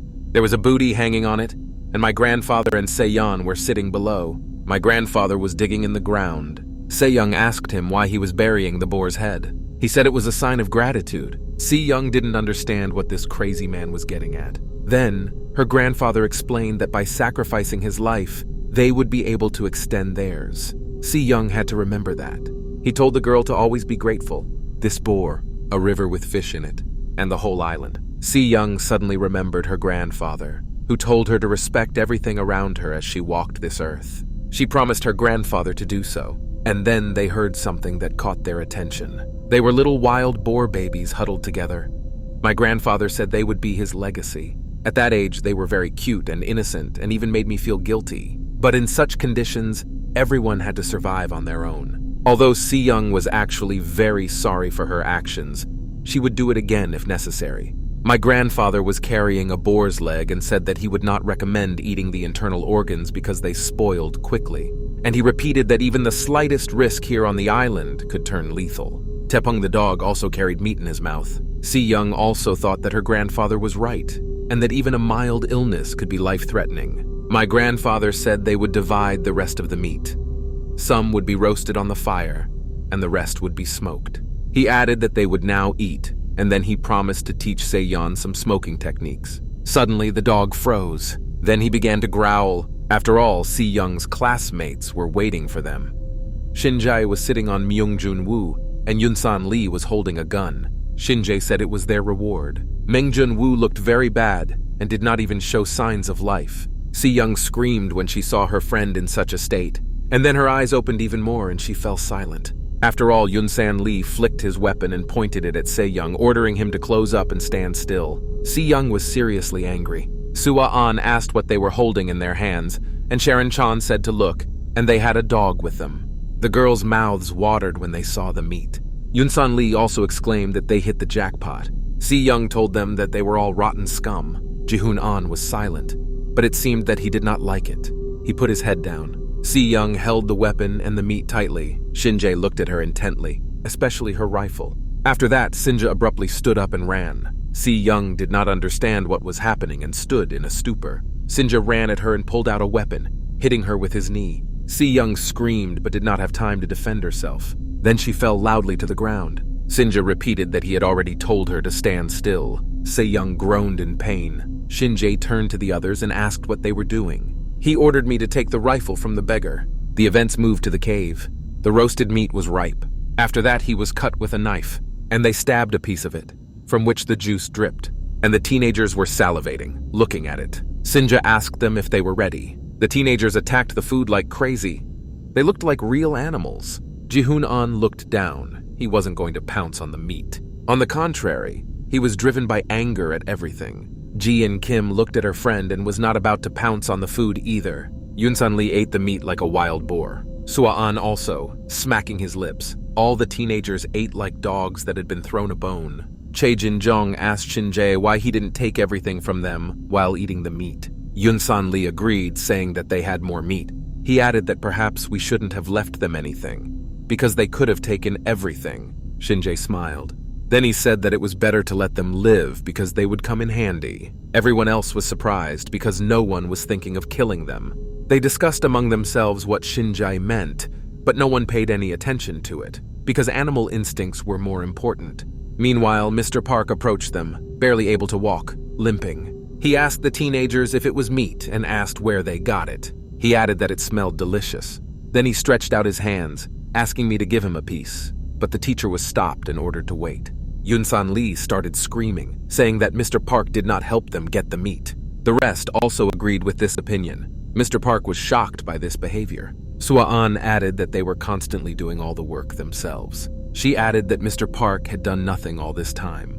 The teacher was shocked by this attitude and outraged that they could not talk to him like that. And then he added that he was wounded, so he could not help even if he wanted to. Shin-jae watched everything in silence and then told everyone to calm down. Then he said that it was not nice to be so stingy. Mr. Park was overjoyed, saying that he knew Shin-jae would understand him. The teenager took a knife and stabbed the meat. Then he brought the piece up and showed it to the teacher. And then he said that they couldn't just give the food to Mr. Park for nothing either. He was irritated by the meat and said that they would think about it if the teacher showed them a stupid face and made them laugh. Mr. Park was shocked and could not believe he had heard it. Meanwhile, the events moved to another cave. They also had meat for dinner, but they sat in silence. Myung-woo asked Se-yeon if she was okay.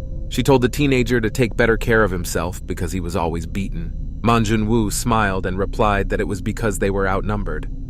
If it was one-on-one, he would have won. But Se-yeon interrupted him, apologizing to her grandfather for what had happened. He replied that everything was fine because they had more meat left and were still alive. Se-yeon agreed. The grandfather added that they had to worry about the next step of those ignorant people. After a short pause, my grandfather said that it was probably them. The teenagers added to his sentence by asking if they would come for them again. Meanwhile, a new day came and Se-yeon was fishing. She grabbed the rope. I got 2 fish out of it. Se-yeon was happy to be so lucky. Suddenly, the joy ended abruptly. After all, Se-yeon heard the click of a rifle. After that, the weapon was put directly to her back.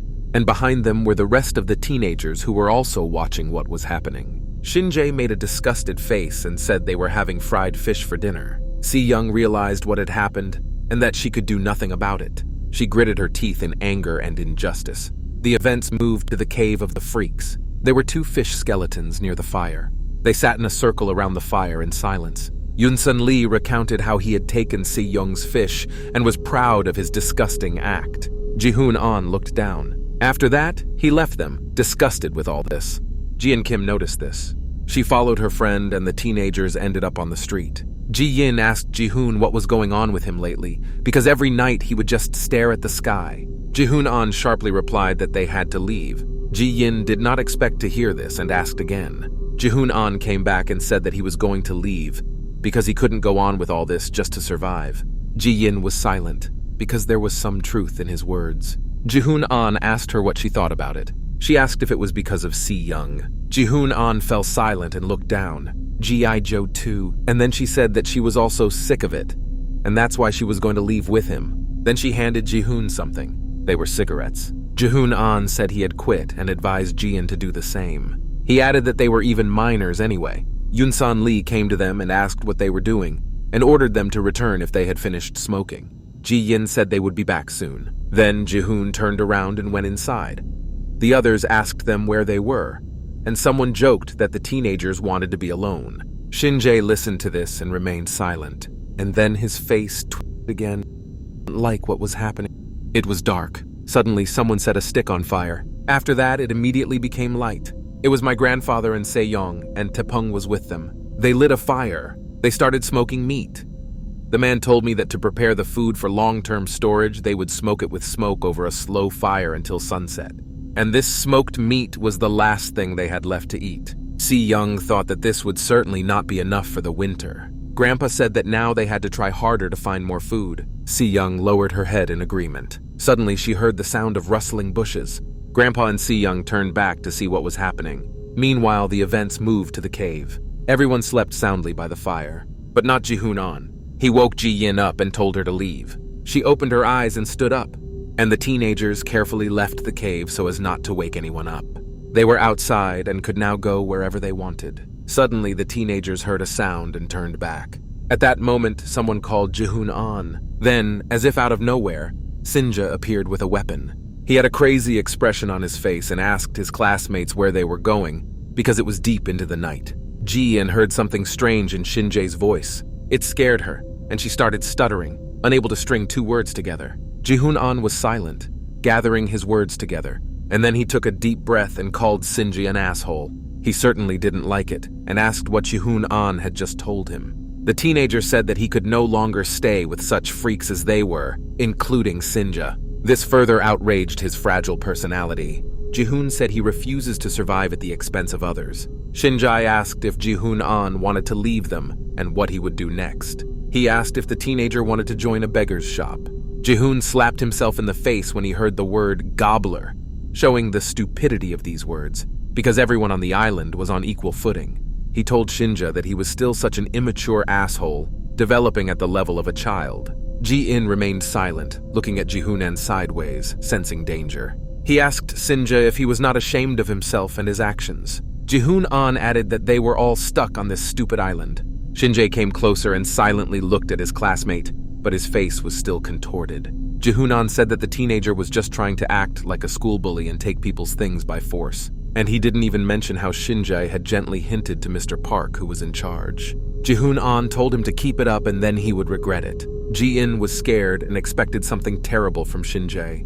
He was silent, but he was full of danger and an unstable psyche. Shin-jae told Ji-hoon-an to go away, because as far as he remembered, the teenager was also one of the school bullies, and then he acted surprised, as if he had realized something important. Then he made a silly smile and asked if Ji-hoon-an was angry because his best friend had been beaten. He asked again. Shin-jae called Ji-hoon-an stupid, saying that they were best friends with a beggar. This infuriated him, and he threatened Sinja if he called her a beggar again. This made the teenager laugh. He asked what happened to Ji-hoon-an because he despised his past. Ji-yin was silent.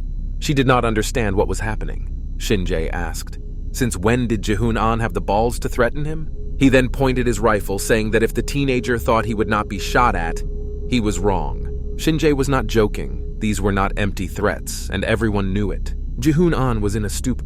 He did because anything could provoke Shin-jae. Suddenly, Ji-yin stood up for her friend, covering him with her body. Ji-hoon-an did not expect this from her. After that, Ji-yin yelled at Shin-jae to stop because he had gone too far. She promised that they would not join Se-yeon, but would leave quietly, without noise and on their own. Shin-jae briefly replied that all these words were nonsense. He kept his sights on them. Shin-jae told Ji-in to call a spade, that they were going to betray them. Ji-hoon-an realized that something had to be done, because the little shit was out of his mind. And at that moment, Mr. Park appeared. He asked the teenagers what was going on. Ji-hoon-an told Ji-in quietly that this was their chance. Before he could blink, the teenagers ran away. Only the wind is left behind. Sinja aimed his weapon at them again.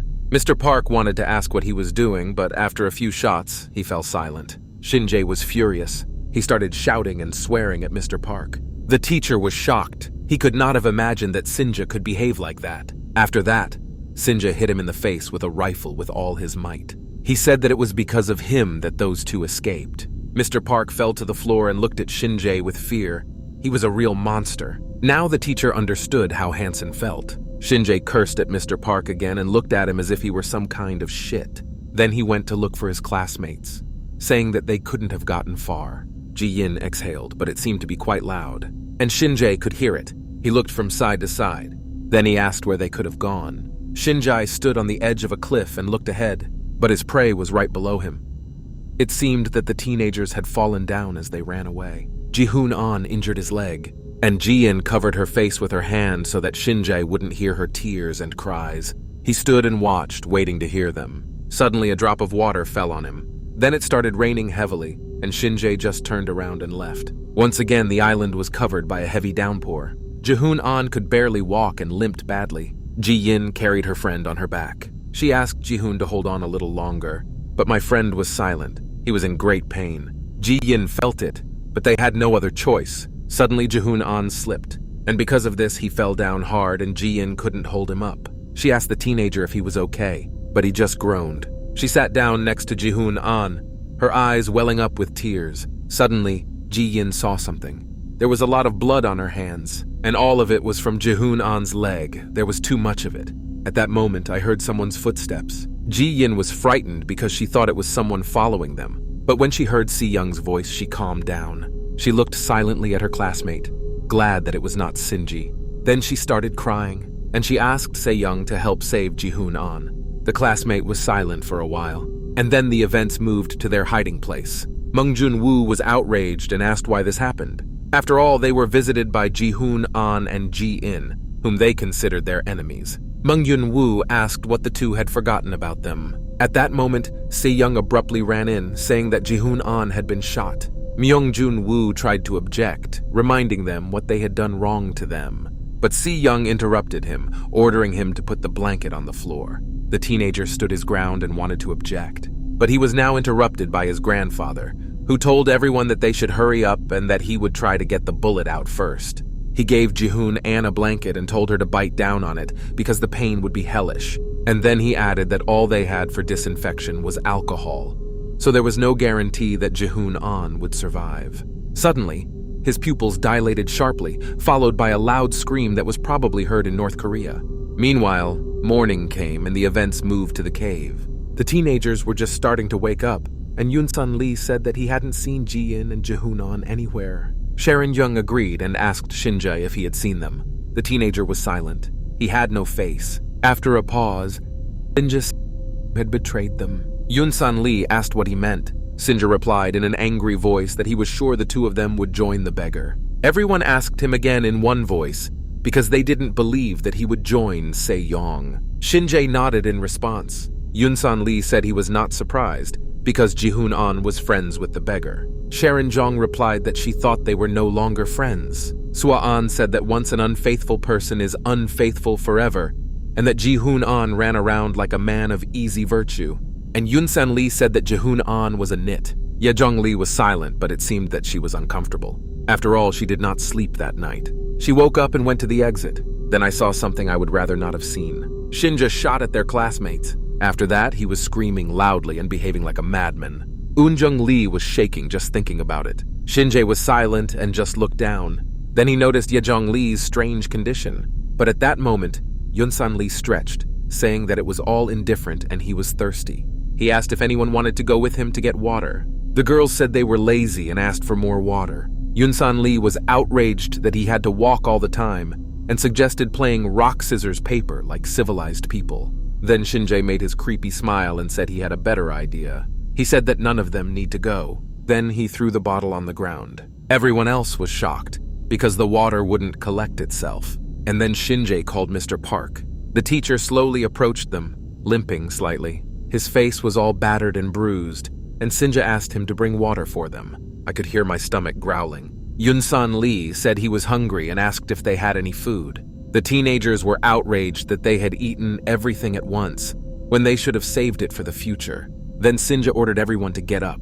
After all, they are going hunting again. The teenagers were surprised by this idea, but then a smile appeared on their faces, because they loved everything that was related to violence. And then Shin-jae said he almost forgot. He made this creepy smile and asked Yuri if they could talk together.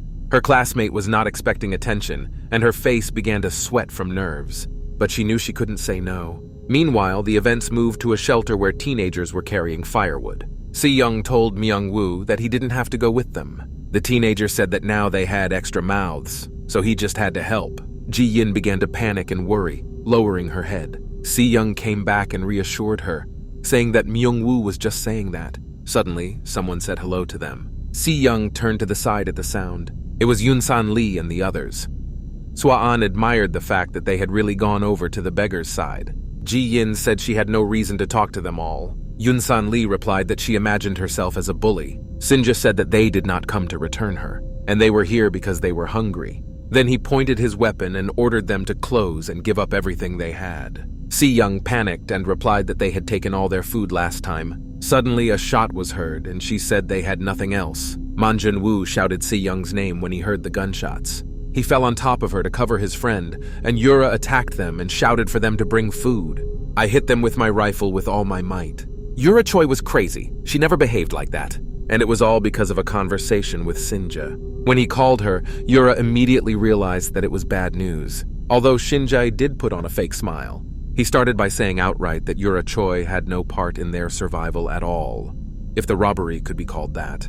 Yura put her head down in guilt. Shinjae put his hand on her shoulder, saying that he was saying this because he was worried about her. Then he took her by the face and lifted it. And then he returned it. He pointed to Mr. Park and said that Yura Choi did not want to end up like him. Therefore, it would have to prove its importance. And Sinja promised that he would keep an eye on her. That's why Yura Choi hit Se-yeon and Menja with an assault rifle, demanding food. She was so crazy because she was driven by fear. It was either her or her. Then they put a hand on her shoulder and said that was enough. Of course it was Sinji, and he praised his slave for his work and service to him. My grandfather was watching. Se-yeon was surprised to see him, and then the meat fell to the floor. The leg they had been smoking all night. My grandfather said it was the last food they had. Yun-san Lee gushed, saying that the smell was wonderful. My grandfather advised me to stretch the food over several days because it was smoked and did not spoil quickly. Se-yeon told her grandfather that it was actually their last meal, but he didn't say anything, didn't even look at her. Yun-san Lee called his grandfather a North Korean and asked how he could repay him. Then he put the meat on his shoulder. Grandpa was silent and just looked them in the eye. And then the bastards turned around and left, saying that they would see each other again. Yura Choi was pleased with herself, because at last she was not the one being bullied. The events moved to the cave. Teenagers ate meat like animals.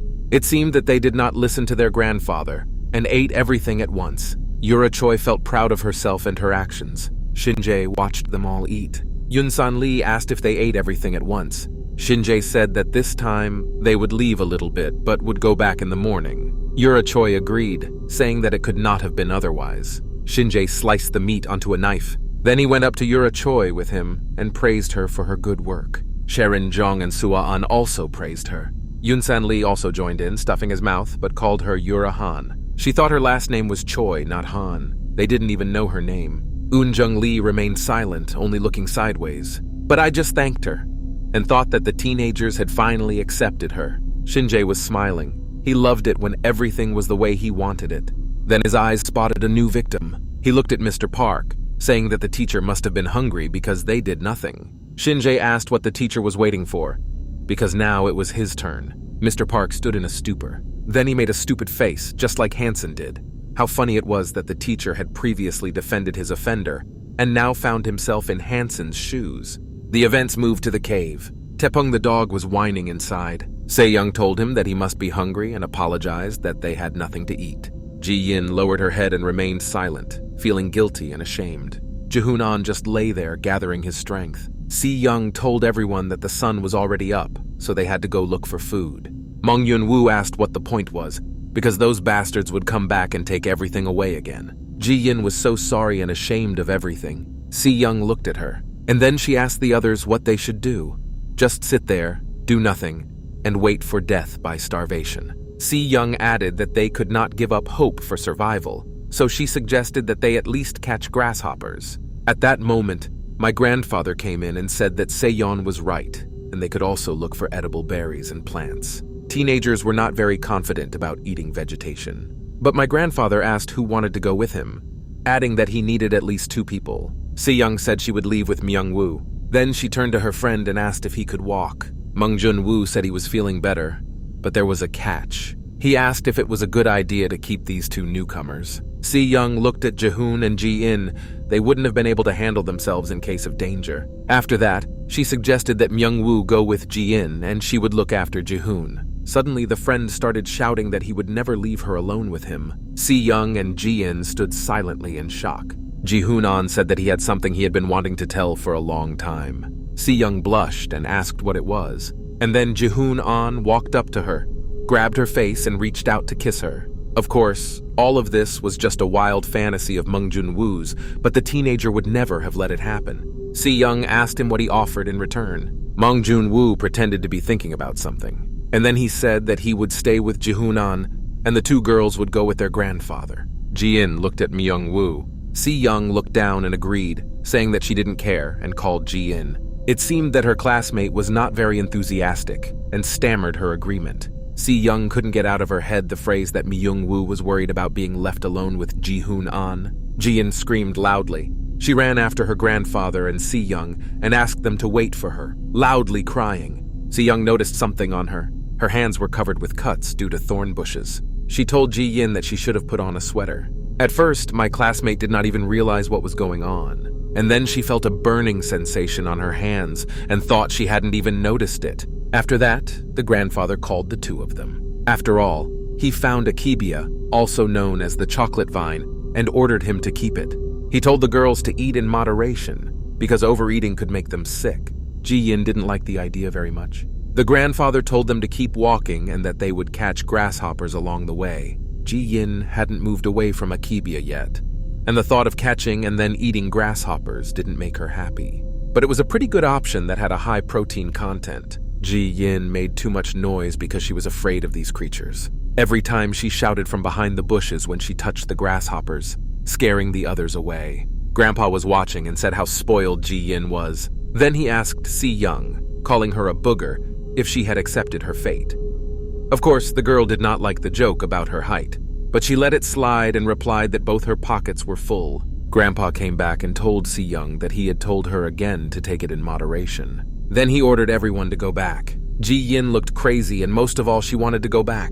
Se-yeon noticed this and asked her if she wanted to rest for a while. And then Ji-in fell to the ground and stretched out a long yes. Se-yeon remained silent, accepting the situation as it was, so the girls sat together in a clearing under a tree. And then Ji-in decided to speak up and turned to Se-yeon. She asked her classmate why she helped them, since they had treated her and Myung-woo so horribly. Se-yeon replied that in truth it was all just a prank by that idiot Shin-jae. Ji-in looked at her classmate and was shocked that Se-yeon didn't hold a grudge against her. And then she told Ji-in that she knew she hated her. So Se-yeon thought about how desperate she was when she asked for help from her, of all people. And she added that she was too good-natured to turn a blind eye to this. Ji-in suddenly apologized for what had happened between them in the past and what was happening now. Se-yeon looked at her classmate in shock, not expecting to hear such a thing from her. Then I sewed it, because a sincere apology was worth a lot. And the teenagers gathered to walk back, chatting sweetly with each other and their grandfather. For some reason, Se-yeon looked away. Then her expression changed dramatically. A smile appeared on Sinja's face when he saw his prey and potential dinner. The teenagers were expected by ignorant people with weapons and more people. Shin-jae said he missed them.